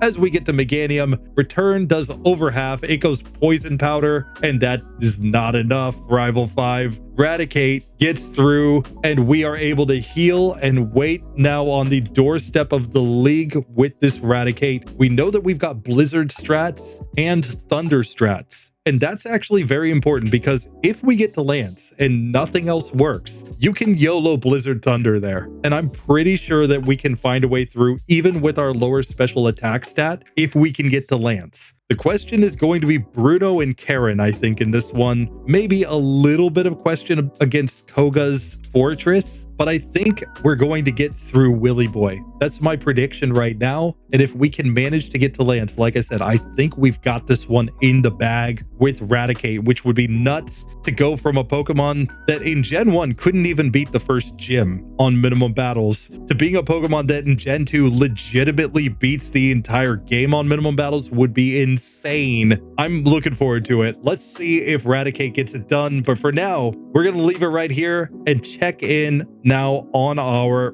Furret. So with that done, it is now Furret time, and we're coming in with a moveset of Strength, Surf, Dig, and Rollout. And this might be enough, but we might want to forget Strength with the move deleter so that we can replace it with Return. Still, that's not anything that's going to affect us with like a level up moveset here. So I think we're going to basically be fine. Our next level up move is going to be Rest at level 38, which we could throw on over a different move if we need to. This Pokemon also learns all of the elemental punches, so I think we're going to have a really easy time getting through this. But let's just see how it goes. So as we come to the executive at the top of the first part of the radio tower, Marlboro Man is going to lead off with his coughing. I'm going to go Strength, and it does not get a 1-hit KO. The King's Rock did cause a flinch here. Let's see what Surf does instead. Just given that these Pokemon do have significantly lower special defense, we actually get a flinch with Surf, which is kind of hilarious. But now that I know that that's also not 1-hit KOing, I'm going to go for the Rollout strat. We get Self-Destruct from that coughing, but after that, we can set up the Rollout, and I'm pretty sure we're going to knock these Pokemon out, except we miss on Wheezing, which is terrible. That, I think, basically guarantees that we actually lose this attempt. Let's try this one again, though. So here, I'm actually going to start by trying to set up Rollout. He does Smokescreen on me, which is pretty bad, and that's the reason why the Rollout strat just doesn't really work there. So I think we found a spot where we do need to use the move deleter and just put on that Return. And I think we should also forget Surf on this Pokemon, because I don't really think it's necessary. So let's try coming in with Return and Ice Punch on our moveset set instead and just see how this goes. So here with return, we did not max out friendship, so we still don't get a one-hit KO there, but we do manage to two-hit KO against the Coughings. It's going to be the same if we go dig, so there's no real change from using that move over using what we're using right now. Still, we are at least getting through this fight, it looks like. We do slightly less than half to the wheezing, and it goes explosion though, so I actually lose. That makes me think it's worth getting the situation where we can actually one-hit KO, so I am going to go for max friendship here. Again, it's getting pretty close. It would still take quite a bit of time to max out your friendship after this. But if we were constantly going back and getting haircuts and things, we could get it eventually. And here with max friendship return, it's still not a one-hit KO on the Coughing, interestingly enough, but it might get us a two-hit KO on that wheezing, and that's what we're really going for here, because that will prevent it from using explosion. I'm pretty sure it only uses explosion when it's on fairly low health, which is why this should work out. This time we get a critical hit and knock that one out. We are missing a bunch of times here due to a single accuracy drop though, so we might lose again just because of the fact that we can't land a hit. We did manage to finally knock out that Coughing though, just to barely miss the range on the last Coughing. I think a pink bow will change this situation though, so that's what I'm going for next. So here with the pink bow, we do seem to be one-hit KOing the Coughings, and that makes just a massive difference here, because now we don't need flinches or critical hits to get through those ones. We do over half to the wheezing and just two-hit KO it, getting to level 37, and now we can knock out the last two Coughings super easily. Still, Furret is less consistent there than basically everything except Noctowl up to this point as far as Pokemon using return in that fight. So it's not like you're just a normal type Pokemon with return and you're guaranteed to just one-hit KO all the Coughings there. You do actually have to get a little bit of luck. Still with that, we're ready to go in the basement and take on rival number 4. Let's see if he can stand up to the return strats from Furret. Of course, he leads off with Golbat. I have Ice Punch on. I'm going to try the Ice Punch. It does not get a one-hit KO, so we'll just follow up with return instead, knocking that one out. Magnemite comes out next. We have Dig. It's the obvious strategy for that Pokemon, getting a one-hitter as well. We'll stick with Dig here against the Haunter, which does one-hit KO that one. We get to level 38 and get to learn Rest, but I'm going to skip the move because it's a TM. We can just learn it immediately. In fact, at any time at this point, since we could just access the Ice Path. So I'm just going to skip that move for now. Let's go return on the Sneasel, which is a one-hit KO. Meganium comes out. We can go return. It goes Reflect, so I'll just go Ice Punch to finish it off. The rival is no issue for this Furret. And with that, we should be able to get through all the rest of these randos pretty darn easy. So I'm just going to go straight to the final executive. Sure enough, we're to the final executive with our Furret. So against the Houndour, I'm just going to go for the return here. It's an easy one-hit KO. Coughing, we'll just stick with the same. There's no need to mix it up. And that brings out the final Houndoom, which we just go return. We get a one-hitter on that one as well. So perfectly fine to get through that section. And now it's on to Clair, where we're just going to have to see if the return strats are enough to one-shot the Dragonairs or not. If it is, then this is going to be super trivial. If it's not, then we're going to have to see if we can survive hits and use a Paralyzed Cure Berry, etc. to get through that fight. Rollout strats are technically on the table as well as the Ice Punch strats, and Ice Punch might be the best play, but we don't have the highest special attack stat, so it's not guaranteed that we will be one-shotting those Dragonairs with the Ice Punch. Still, it's as good a try as anything, so we'll just have to see. But definitely for Kingdra, it's going to be return strats all the way, since there's nothing better than neutral damage there. So here, Ice Punch does not one-shot on the Dragonair just before Clair, so that tells me that we're definitely going return strats with the pink bow here in order to try to get through. So let's just see how this actually works out, and if it's enough, or are we going to have to go for something else with this Pokemon. So Clair attempt number 1, we can go return on the first Dragonair, and we do get the one-hit KO thanks to the pink bow. It's worth noting that a super effective Ice Punch is like 150 base power. It is being boosted by Pryce's badge, which is why it shows higher there, but it's effectively 165 base power in that case. Still, when you're talking about return at max friendship, it's a 102 base power move times 1.5 because we are the same type as the move, plus the pink bow, plus the badge boost from Whitney, so it's the stronger move. Even when we have a super effective Ice Punch, Return should do more damage, especially when you add in that we have a higher attack stat, so it is enough to one-hit KO all of the Dragonairs. That brings us to the Kingdra. We do over half its smoke screens here. Doesn't even try to heal because it knows that it was going down on that one. So that was another pretty easy battle, but it is one of those cases where we do have to be careful about getting too focused on something being super effective when the stats plus the effective damage of a move due to stab makes it so that two things are roughly equal, or in this case, technically, we would expect the Return to be significantly stronger. Ice Punch is really not a move that you actually need on this Pokemon. The cases where we would want something like Ice Punch would be, for example, against an Onix, but in that case, we'd rather have Surf since it would be 4 times super effective, but that's really it. Just situations where our normal type move would be resisted, then maybe we want some other move that's neutrally or super effective against the opponent. And that is one of my issues with just throwing on Return in a lot of these runs, is that it has the risk of devolving every single normal type into just use Return, because literally nothing else is better than Return unless you're up against a Ghost or you're up against a Steel or Rock type. Those are the only cases where you need any sort of coverage. The rest of the time, just spam Return the whole way, which, while yes, it is the best strategy and it is what's allowing these Pokemon to get through on minimum battles, it's also one of the bigger issues with the game design, in my personal opinion, with Gen 2, that so many Pokemon are just led to use the exact same strategy in the second half of the game. It's also the reason why I don't want to manipulate hidden powers except for very specific situations, because yet again, the manipulated hidden power plus Return, I think, is basically enough to get through everything in the game, at least until Red. Red might be the spot where that gets walled, but I honestly think anything else could get through the game with a manipulated hidden power for coverage and Return for neutral damage against everything else.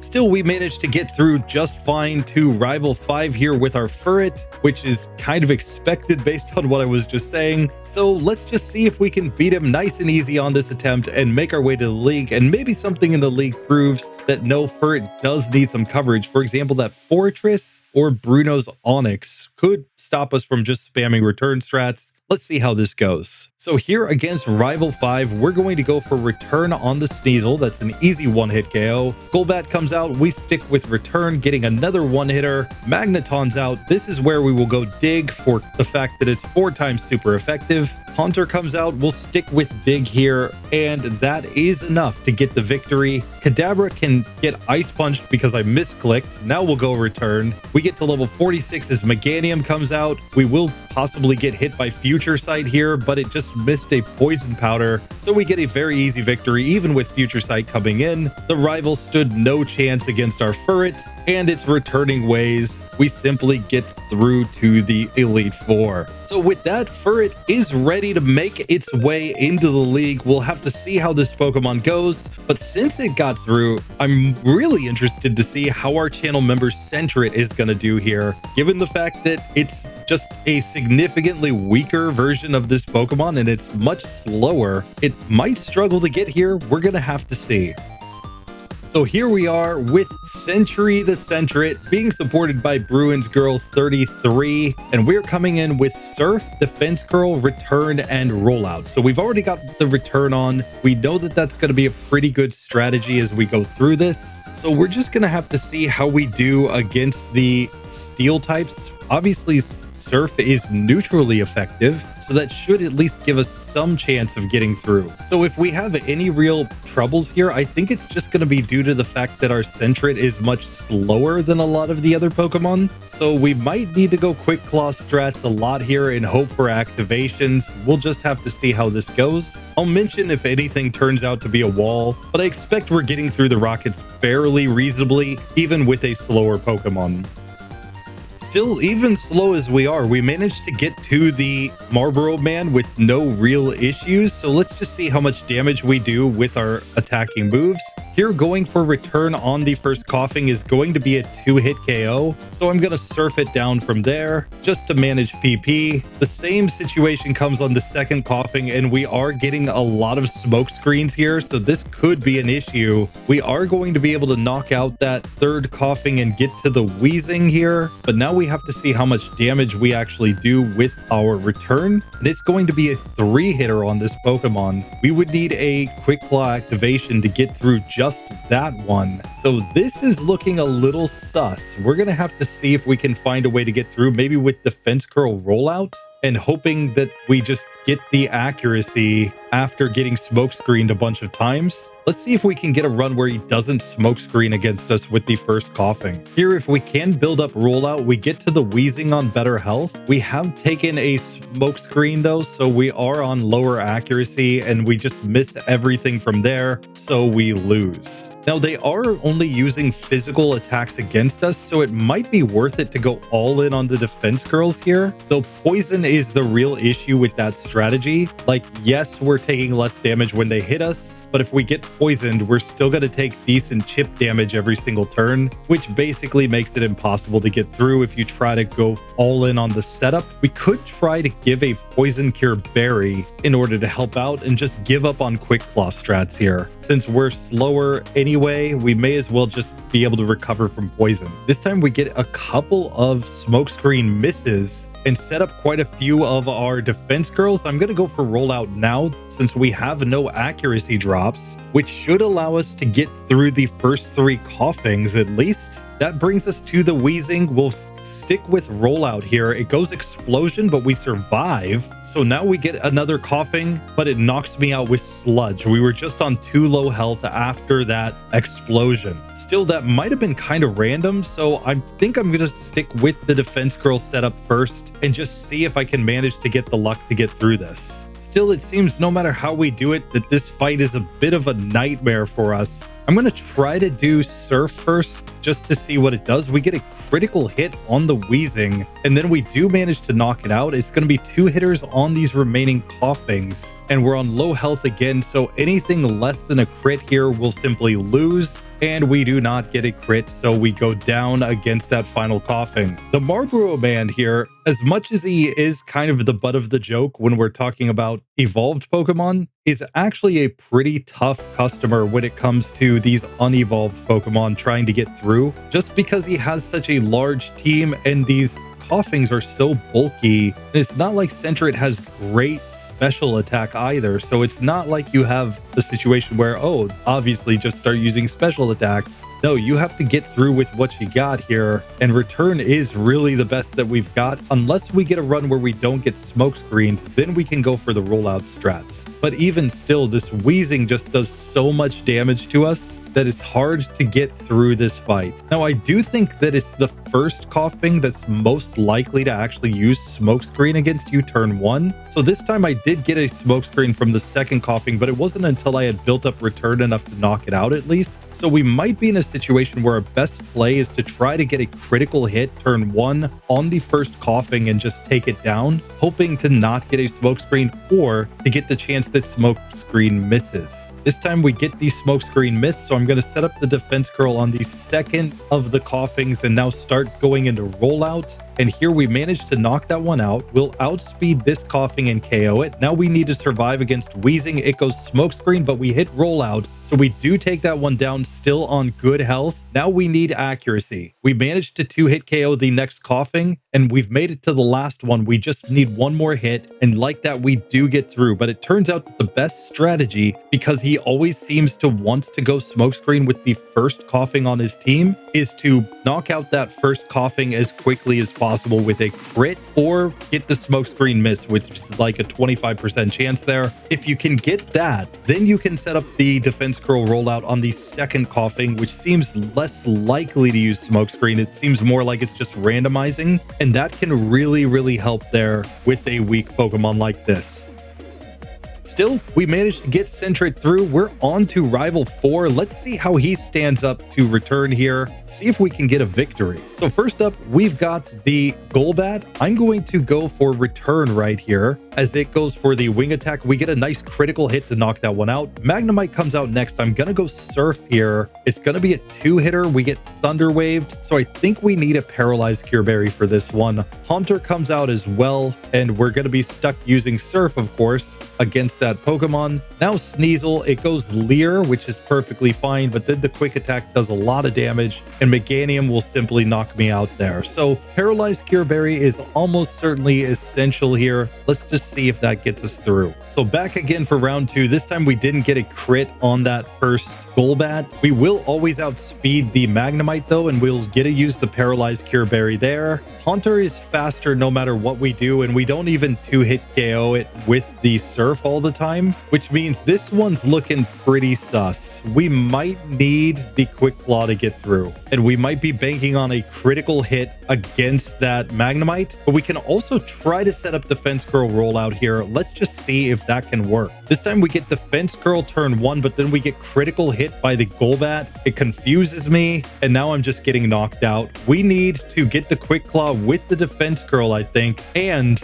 not hit ourselves in confusion there. This time we do use rollout on the Golbat. We snap out of confusion and we knock it out. That brings out Magnemite. We do not get the 1-hitter, but we do get the 2-hitter as it misses. We get the Quick Claw on Haunter, so we knock that Pokemon out. Now, I think we have to set up rollout again on the Sneasel. It got a critical hit feint attack. We would have 2-hit KO'd there, but because of our miss, we lost. This is really, really close. We're going to have to get a lot of luck to get through this one. This time we do get through to Sneasel, but we're paralyzed and we got cursed. So we're simply going down right there. It seems like the Quick Claw on the Haunter is the most important one if we're actually going to get through this. And we absolutely need no misses from the rollout here. We get the Quick Claw on Haunter this time, so we're 2 Sneasel. It goes feint attack, and unfortunately we didn't get a Quick Claw, so we simply go down there to the next feint attack because we were on lower health. So it's definitely gonna be a tough outing no matter how we do it. This time we at least get to the Sneasel on better health, though we are cursed. We're still gonna go for the rollout here. We do 2-hit KO the Sneasel. We're to the Meganium, and we hit the rollout only for it to not 1-hit KO because it wasn't built up enough at that point. So once again, we fail to get through. Maybe we need to try a different strategy against the first 2 Pokemon to get this one to work out. Let's try going return on the Golbat, just hoping to get the 2-hit KO there. We'll go Surf on the Magnemite, again hoping not to get paralyzed, and then try to go for the rollout against the Haunter. Might be the way to go. Still, in that case, I think we go Paralyzed Cure Berry in order to survive more turns. But let's see if this gives us a better setup by trying to set up the rollout on that Haunter. So here we start setting up rollout right here. We do manage to knock Haunter out. We're on very low health going to Sneasel though. We're gonna have to get there with more HP to have a chance. This time we get to the Haunter on really good health. So we're going to start setting up rollout here. It goes Mean Look, but now we survive against the Sneasel and knock it out. Meganium goes Razor Leaf, but we do get the KO because we were able to build up the rollout 2 turns on the Haunter and 1 more turn on the Sneasel before hitting that one with the Defense Curl setup on the very first Golbat. And we got a critical hit on Golbat and on the Magnemite that time. That's how much luck that took. That was insane. So why did I lose? I agree. You know, basically our rival has gone, Bruno here and saying, how could I lose? Well, clearly because you didn't get all of the luck in that fight. Still, let's see if we can get through the rest of these randos just fine with the return strats and hopefully get up to the final Rocket Executive without that much difficulty in the rest of this section. So here we could learn Amnesia, but again, I'm going to skip the move. I think our current moveset is about the best that we can do. Like, yes, Amnesia would boost our special defense, and that could be really useful at some point. I'm just not sure if we would ever be able to survive long enough to actually set it up. And Defense Curl rollout is like our best offensive strategy in a lot of cases, I think, with this Pokemon. So I really don't want to forget Defense Curl here. So I think this is where I'm just going to stick with my moveset, try to get through the rest of these trainers, and make my way up to the final executive. Now, sure enough, Bruins girl, we have made it up to the top of this section to fight the final executive. He's going to lead off with the Houndour that might actually be faster than us for once. This is nuts. It goes Feint Attack. We go Return, so we do knock that one out. Coughing's out next. It's slow, but it's a 2-hitter. We get Poisoned, and that's going to bring out the Houndoom. It goes Smog, so it gives us a chance here. We do not get the 1-hit KO. Feint Attack knocks me out from there. We're going to have to try this one again, and this is a spot where, once again, Quick Claw might be better than the Paralyzed Cure Berry, because if we can just get a Quick Claw, one of those two doggies, we should be able to get through this one. Next attempt, we get a Smoke Screen from the Coughing instead. We get the Quick Claw on Houndoom. It goes Smog. It does poison me, but if we can manage to hit one more time, we do in fact win on that attempt. Just like that, we have made it through this section. We're ready to go to Claire's gym. Let's see how that goes with this Sentret.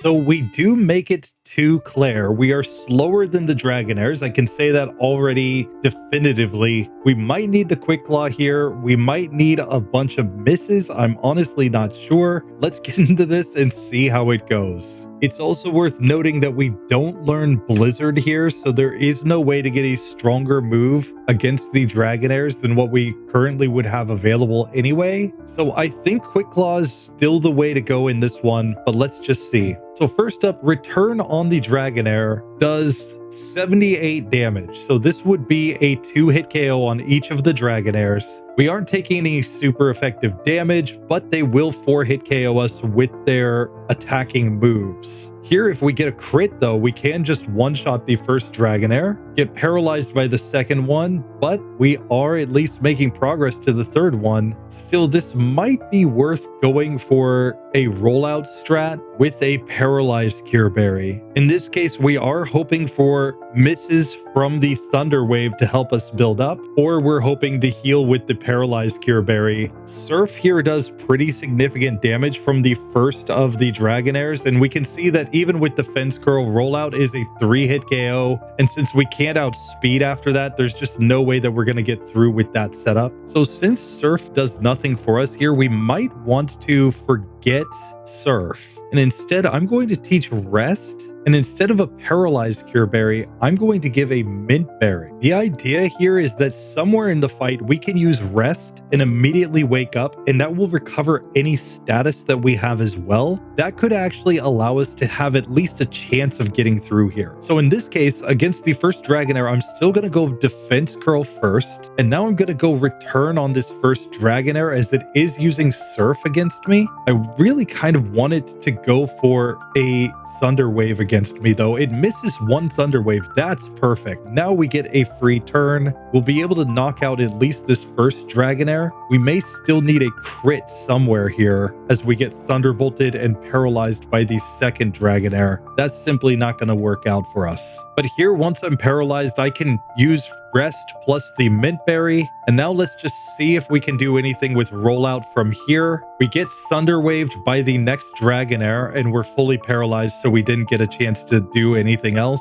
Yeah, this is rough, because it seems like anything less than a critical hit against each of these Dragonairs is basically game over for this Pokemon. We can sometimes get to the third Dragonair, but it just requires insane luck to do so. And maybe I made a mistake by not learning Amnesia earlier. So I'm just going to test that. I'm going to try to put Amnesia instead of Rest, since we didn't really need Surf for anything since we got to level 41. And this might actually be a better strategy for us just because it allows us to survive more turns. We still may need the Paralyzed Cure Berry, so let's just test this out and see. Quick Claw might actually be better to try to get the Amnesia first. So in this case, we can use Amnesia. It's going Slam because we used Amnesia. And now we know Slam is significantly less accurate, though it does get a critical hit there. So we're going to have to reset on that one. That gets it back to using Surf against me. And obviously, we're just taking a lot of damage. So it might be worth going Paralyzed Cure Berry still here, or resetting for the luck to get the Thunder Wave miss turn 1. Here we do manage to get to the third Dragonair, but we would need some crazy Quick Claw luck in order to get that one to work out from there.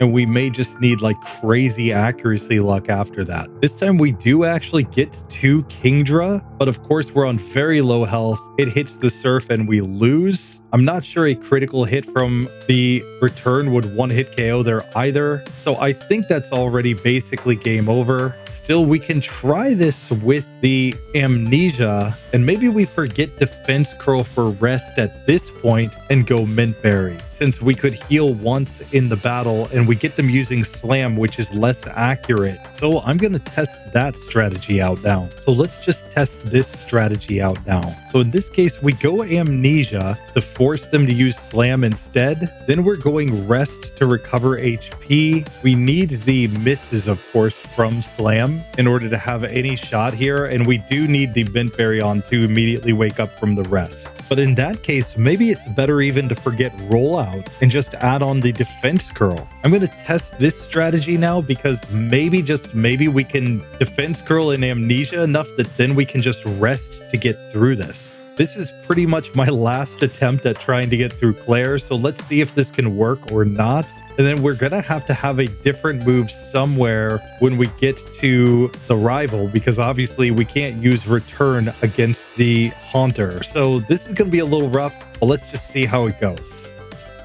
So in this case, I'm going to go Amnesia turn 1 and then start setting up Defense Curl turn 2 and then go back to Amnesia and then back to Defense Curl and finally Amnesia. And then we're going to rest to recover, get our HP back, and finish our Defense Curl setup here. And now we're going into return and we're hoping that we can just survive so many hits that we're able to get through everything. Here we are fully paralyzed a lot of turns and that is affecting this. But it does look like we're going to get to the final Kingdra. It surfs, we survive, we do slightly less than half with these returns, so we would need more turns of actually moving, but this does look like it can work out here. This time we actually got her to Hyper Potion here, but it just wasn't enough to get through the Kingdra. So at this point, it's really looking like we have no options other than to start using rare candies. Of course, there are 6 available at this point before Clair, and that seems to be the only option that's left to us because I can't find another move that's going to deal more damage here, and we're just not quite surviving, and we're not quite doing half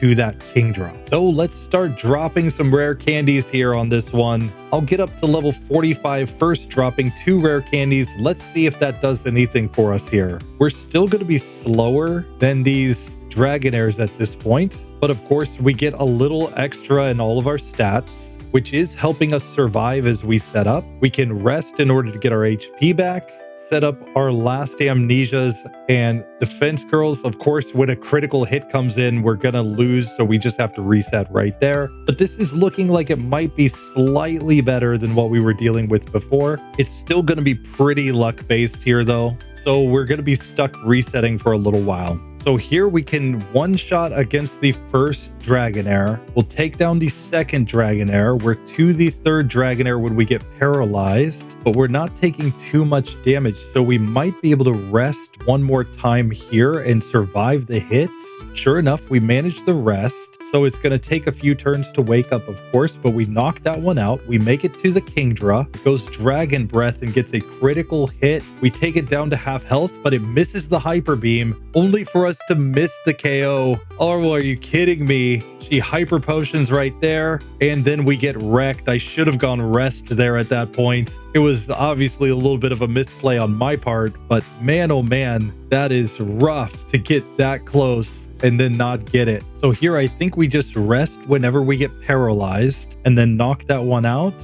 Okay, we get a critical hit and paralyzed by the third Dragonair, but we can rest that off. And we just need one more hit to knock that Pokemon out. That brings out Kingdra. We deal decent damage, but not quite half. It goes for the Hyper Beam though, and that finally lets us get the victory against Clair. She's complaining that she lost. I feel like I lost a lot of time there on that one, but man, oh man, Sentret is able to get through. It's just not great. We're going to need a move that can actually hit a ghost in this next section. We might just go surf strats at this point, using that as our way to get through, just on the basis that we just need a move. We're going to have to forget return. We can learn strength later as a same type move. We just, like I said, need something that can hit every opponent that's in front of us, because I think this is our strategy: is amnesia, defense curl, rest, and throw on the mint berry at the start of every fight. So Shadow Ball could be a play here, since that would be super effective against the Haunter and will be super effective against Willy Boy, so it would make sense to have that move. Really, we just need something that's at least good enough to get through everything. Obviously, we still have more rare candies available for this one if we do run into a situation where we, for example, can't progress with a particular move that we throw on. The only issue with Shadow Ball, of course, is that it's going to be bad against the Magnemite, but I think we need the move that's going to be super effective against Haunter to get through. I'm pretty sure Magnemite will come out before Haunter, especially if we have Shadow Ball on. So it's just a question of whether it's strong enough to get through. The other option is to go for the Fury Cutter, since we can build that move up, and it might be fine as long as we are able to build up. In fact, I've talked myself into going Fury Cutter strats on that fight against the rival. Let's just see how this goes. So unfortunately, I am going to forget return and in exchange learn Fury Cutter here, just because it can build up, and maybe, just maybe, with the mint berry, with the rest, with the defense curl, with everything, we can find a way to get this to work. Let's get into this fight and find out. So we lead off against the Sneasel, which is a Pokemon that's going to want to use Fury Cutter against me. Oh, and I've replaced the wrong move with Fury Cutter. Rip. Sorry, quick reset on that. But let's just see how this goes now. We'll set up Defense Curl first, then we're going for Fury Cutter as well. We do knock out Sneasel. That brings out Golbat, where we can try to go with the Fury Cutter. We can see that it's basically doing no damage though, so we're gonna need another strat than this. This time, Sneasel tries to go Screech turn 1, so now we can start setting up our Fury Cutter, knocking that Pokemon out. We get Wing Attack from Golbat, but we did get to set up more of our defense curls this time. Still, we're getting on low health, so I'm going to use Rest to recover my HP and go back into the defense curls here to just get as much defense as possible, since everything on this Pokemon is a physical move. I think we can rest to recover, and then when we wake up, we'll go back into the Fury Cutters here. We'll just get its HP as low as we can, set up an Amnesia, and then rest again to get our HP back. We do get confused by it while we're asleep. Still, we're going to be able to take this Pokemon down, I think. The bigger problem is that we're running out of PP, so we're going to have to try this one again. It's not going to be great no matter how we do it, I don't think. We do need Sneasel to miss a Fury Cutter at some point if we're going to get through. If it just hits every Fury Cutter, we will lose this fight. Now, if we have high enough defense, the Golbat will just go Bite against us instead, but this is still looking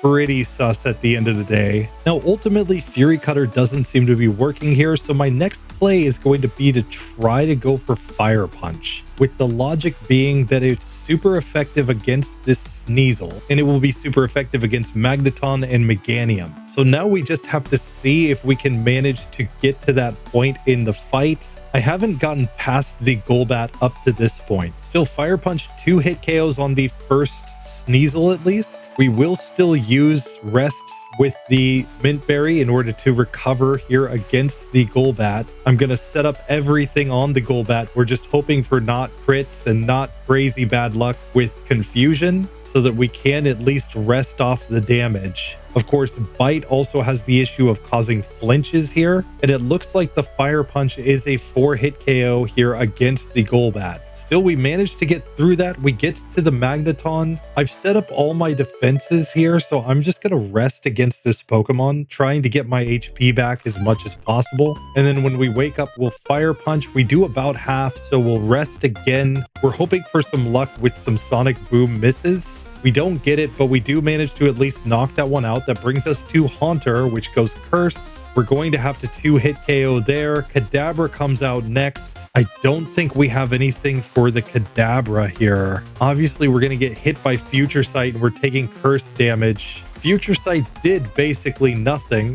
so we can wake up and go right back to rest here. But unfortunately, we get knocked out and there wasn't enough damage output to get through that Pokemon. We might have to forego the Mint Berry and go back to the Quick Claw. So let's just try this one again. If we can get Quick Claw activations, obviously we'll set up more defense curls against the first Sneasel and then knock it out with the Fire Punch. That will bring us back to Golbat, where we're back to using defense curl here. And we just have to hope that we don't get flinched too many times by that Pokemon. So I'm going to go pretty hard on the Amnesia setup here because I really want it to use Wing Attack rather than Bite. Of course, we also have to be able to rest to get our HP back. Now with that, it looks like a 4-hit KO there against the Golbat. I'm going to go rest again against Magneton. Again, I'm just really hoping that it misses Sonic Boom here. We can see that it will be a 2-hit KO with Fire Punch. Still, we managed to knock it out. That brings out Haunter. It goes Curse. We're going to need a Quick Claw activation, I think, to get through that one. Kadabra's out next. There's nothing to do but go to sleep here. And unfortunately, yet again, we just could not get through that Pokemon. I think we need a Quick Claw and possibly a really good range against that Haunter to get through this. And here our entire issue is just not being able to get through Kadabra. We can survive a hit or two here, but there's just no way to deal any meaningful damage here. And by the time we hit it, we get taken down by the Curse. So the only stronger move we could get than Fire Punch here to hit Kadabra would be either Surf or Hidden Power Dark. Surf is at least neutrally effective against more Pokemon, so I guess that's our last option before we have to drop even more rare candies and then possibly even give up on Sentret here. So let's test this and see if it's enough to get us through. Surf appears to be a 3-hit KO on the Sneasel. Still, we will knock that one out.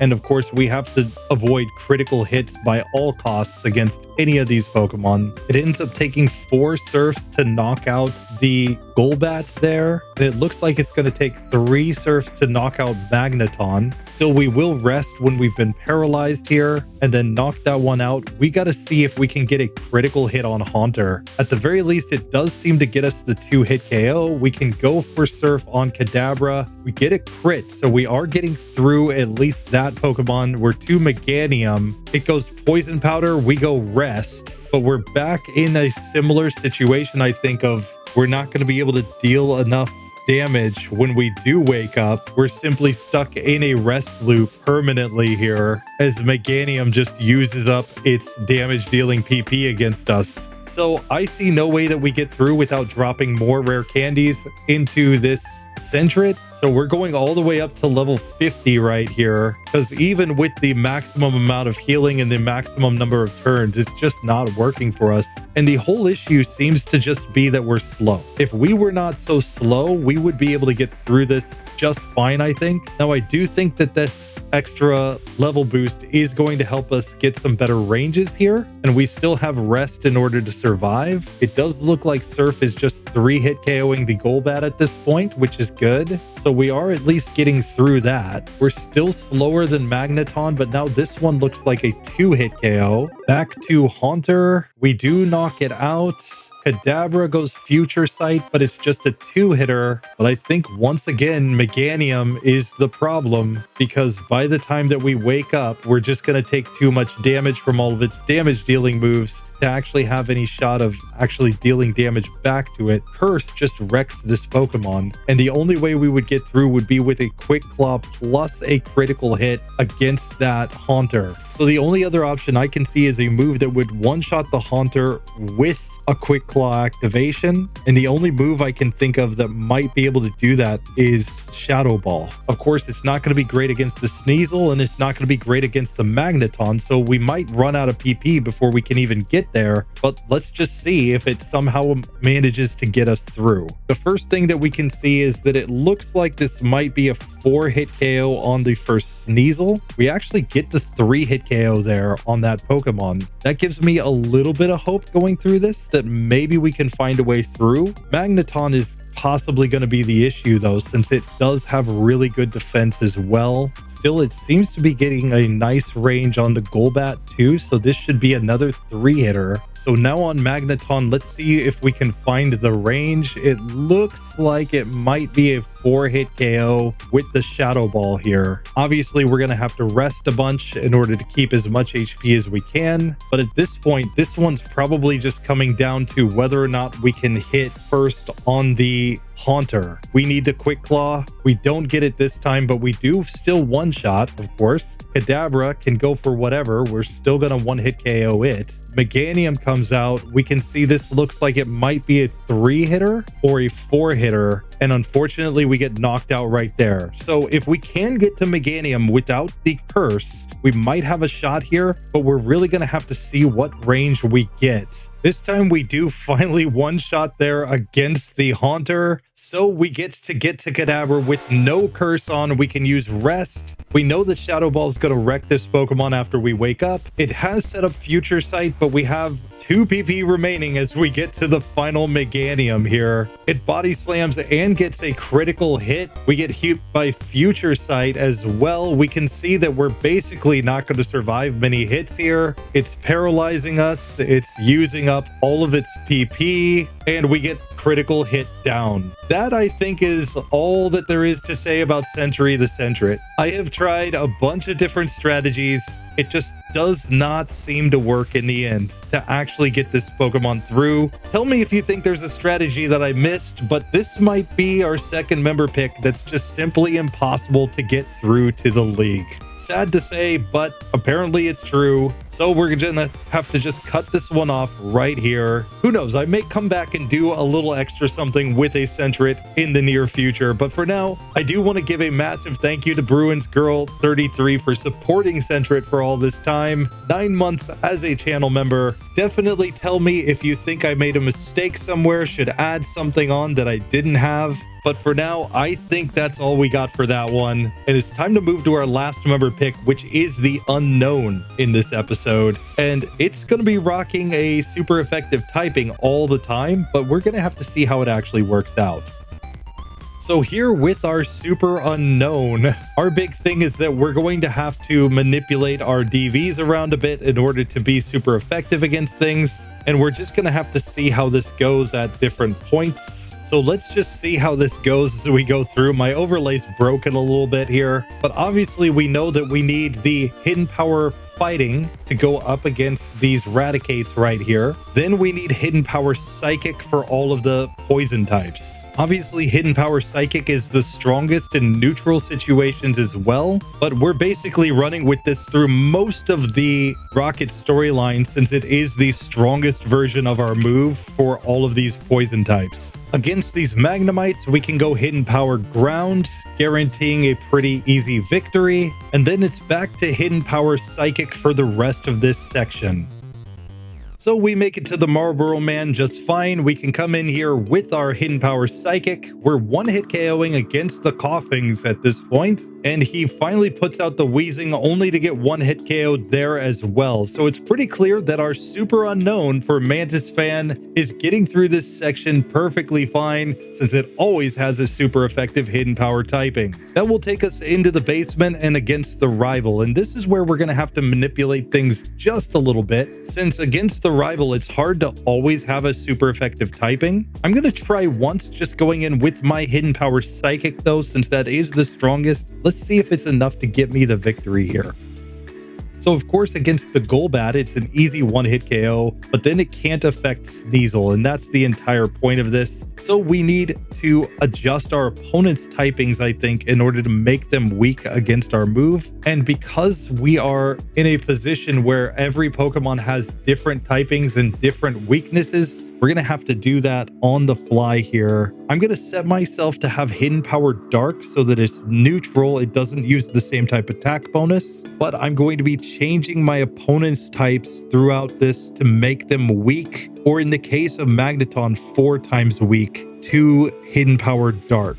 We're going to do that by first just locking in the second type of every Pokemon to be the Ghost type. So now Hidden Power Dark is super effective, but it is getting a 2-hit KO against the Golbat. Sneasel now needs to be a Ghost Ice Pokemon, and we also need to have proper PP coming into this. Let's just try this again. So once again against the Golbat, we'll use a 2 times super effective Hidden Power. Against the Sneasel, I'm just going to make it a pure Ghost type. So we get through that. Now we need to make the Magneton somehow 4 times weak to us. So it's going to become a Psychic Ghost, so that we can hit it and get the 1-hitter there. Now Haunter is already a Ghost. It goes Curse. We go for Hidden Power and knock it out. Meganium, also with the Ghost type, will be weak to Hidden Power here. It appears to be a 2-hit KO. We get Razor Leafed. We survive, and we do manage to get the victory there. So is it great? No, but technically with a super effective Hidden Power against everything, you could get the victory with this Unown. This is all just for testing, but it's basically telling us this. If you manipulate Hidden Power types in order to have a super effective typing against whatever you struggle with, at least up to this point, we can say you would in fact get through everything with a manipulated Hidden Power typing. But now I'm going to run through the rest of this section, I think, with just a Hidden Power Psychic. Since I think it's going to be enough for the randos, we will not lock in their typing anymore. So we'll let them be whatever type they want to be. Let's just see how this goes. Basically, Psychic should be good against everything until we get to the final rocket at the top of the tower, in which case we'll go Hidden Power Ground, since that will be super effective against all 3 of his Pokemon. Anytime I can just set my Hidden Power typing to be super effective against all of the opponent's Pokemon, I will. But there are just going to be cases like the Rival where we have to do some weird manipulations in order to make it work. So here we do make it to the final executive. He leads off with Houndour. We go Hidden Power Ground and get a 1-hit KO. Houndoom comes out next. It goes Bite, which does massive damage, but Hidden Power Ground is enough. And now against the Coughing, we just missed the 1-hit KO, but we survived the Sludge, allowing us to win with Hidden Power Ground there. Obviously, you'd prefer Hidden Power Psychic for that Coughing, but we're able to get it to go either way. And with that, our SuperUnown is ready to make its way over to Clair's gym, where we're going to see how the Hidden Power Dragon does against her Pokemon. Since that is going to be the typing that is super effective against all of them, it's going to be special, the same as if we went for like Hidden Power Ice. So I think there's really no difference against the Dragonairs. It's just against the Kingdra where the Hidden Power Dragon will be super effective when nothing else is. There are no items available at this point to power up Hidden Power Dragon. People mentioned on the last video that the Dragon Fang doesn't work. The power up for Dragon type moves is actually on the Dragon scale. They're both available at the same time though. You have to be able to use Waterfall outside of battle to get up into Mount Mortar to pick that item up. Otherwise, the Dragon Fang is in the Dragon's Den, so you wouldn't be able to get that item until you had beaten Clair and could use Waterfall outside of battle. So either way, it doesn't really make any difference for this one. We just know that we won't be able to power up the move. So if it turns out to not be enough, rare candies are the only way to go with this SuperUnown. And for Unown, since we know it has only one move, we may as well just drop PP ups into Hidden Power, allowing us to use it more times. But I'm just going to get into this gym and see if I can get this to work. Now, it turns out we did not one-hit KO with the Hidden Power Dragon on the Dragonair that's just before Clair. And this makes me think we're going to need a Paralyzed Cure Berry here if we're going to get through this fight, since that's going to be the only possible way for us to avoid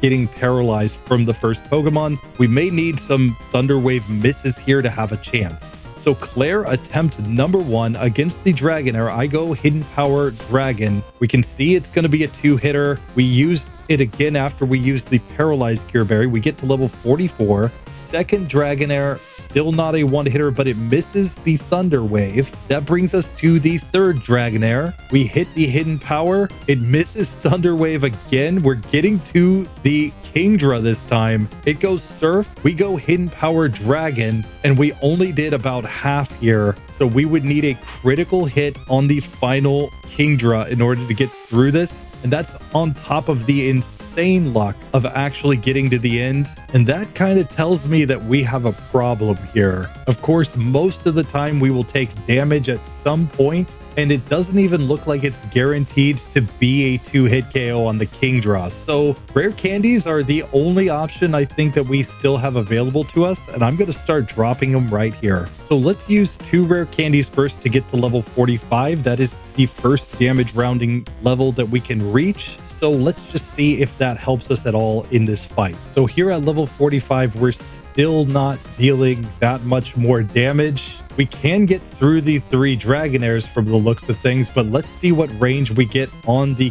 Kingdra. It went smokescreen twice against me there, so we might have had a shot if we could have actually hit.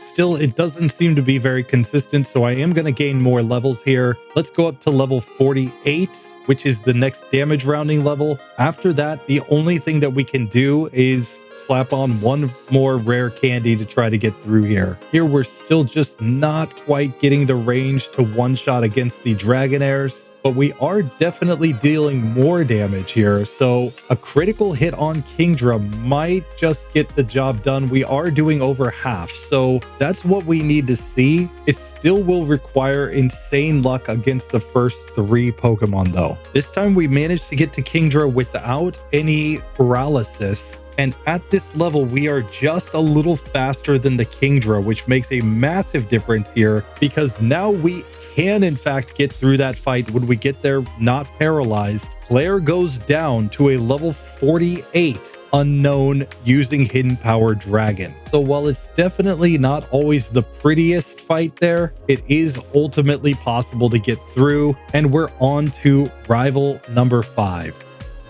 So now we have made it to the rival. Let's just see how he does. Rival 5. And I'm going to try going into this with Hidden Power Fire and making everything weak to fire here. Let's just see how that goes with this. So of course, against the first Sneasel, it goes Fury Cutter. We go Hidden Power Fire though and one-shot that Pokemon. Out comes the Golbat. It doesn't know any poison type moves, so I'm going to change its poison typing to be weak against fire. Let's just give it the grass type. Here we can see this is a 2-hit KO. His bite does decent damage against me. Magneton would be 4 times weak to the best hidden power, so I'm going to change its electric type to be ice. I don't think it's going to go for Thunder Shock here. I think it's likely going for Thunder Wave, but either way, it gets 1-hit KO'd anyhow. And the rest of the way, I think we can just give opponents a typing that is weak against fire. We'll just give them the secondary typing of grass. So here we can go Hidden Power Fire against the Haunter. That is a 1-hitter. Kadabra, Hidden Power, gets the 1-hitter as well. Meganium is obviously a pure grass type. We go for the Hidden Power Fire. It does about half. We get Reflect, and that does not help there. We get to level 50 as we defeat the Rival 5, and we are on to the league with SuperUnown. It dropped some rare candies, but ultimately it was able to get the job done. So coming back to our full view at the end of this episode, we can see we've gotten a bunch of channel member picks completed, though Sentret technically failed in this section. It's not going to continue in the next part unless you guys can give me an idea of something that I didn't do. The one thing that I want to check later on is if I actually learned rollout via TM or not in that run. If I didn't learn rollout via TM, I could have gone rollout at the very end, but it's something that I just didn't think I had. Still, I thought I used the TM, but let me double check on that. If I find that I didn't use the rollout TM earlier in the run, I will use it here in order to get that Pokemon through. So at the end of the day, 16 Pokemon have legitimately passed this section. Meganium got through using the Hidden Power Dark strats, but everything has progressed so far. Still, we're starting to see some spots where it's getting a little sus. Rare candies are starting to come into play, especially with some of the weaker channel member picks. Even when they get their best moves, it's just not possible to progress at some point because the stats are too low. And next week, we're going to have some Pokemon that might also struggle in this section. We've got Arbok, Pikachu, Raichu, Sandslash, Lantern, Togetic, and Xatu. Xatu is just weird in terms of its moveset, so it might struggle here. Togetic is probably going to be random at the very best. Lantern has struggled up to this point, but maybe it gets an ice move like Blizzard that allows it to get through. I'm not sure about that one against Clair. Pikachu and Raichu are going to be very interesting, as will Sandslash, given the fact that so many of Clair's Pokemon are using water-type moves. It could hit a wall right there for all I know. And Arbok, we're going to have to see how it does here. Maybe Sludge Bomb can give it enough damage output to be able to get through Clair, but I'm honestly not sure. That's going to be another one to keep our eye on in the next episode. So the next episode is not necessarily going to be just a bunch of victories. We're going to have to see if some Pokemon actually run into a wall because of their typing or their lack of moveset. Since today, everything was basically using Stab Return other than Butterfree that was using the Sleep Powder strats. A lot of these Pokemon next week aren't going to get that. So we'll just have to see how it goes. Anyway, that does it for this one. Appreciate you guys for watching. Thank you to the channel members for your massive support for me and the channel. And I will see you in the next one. Later.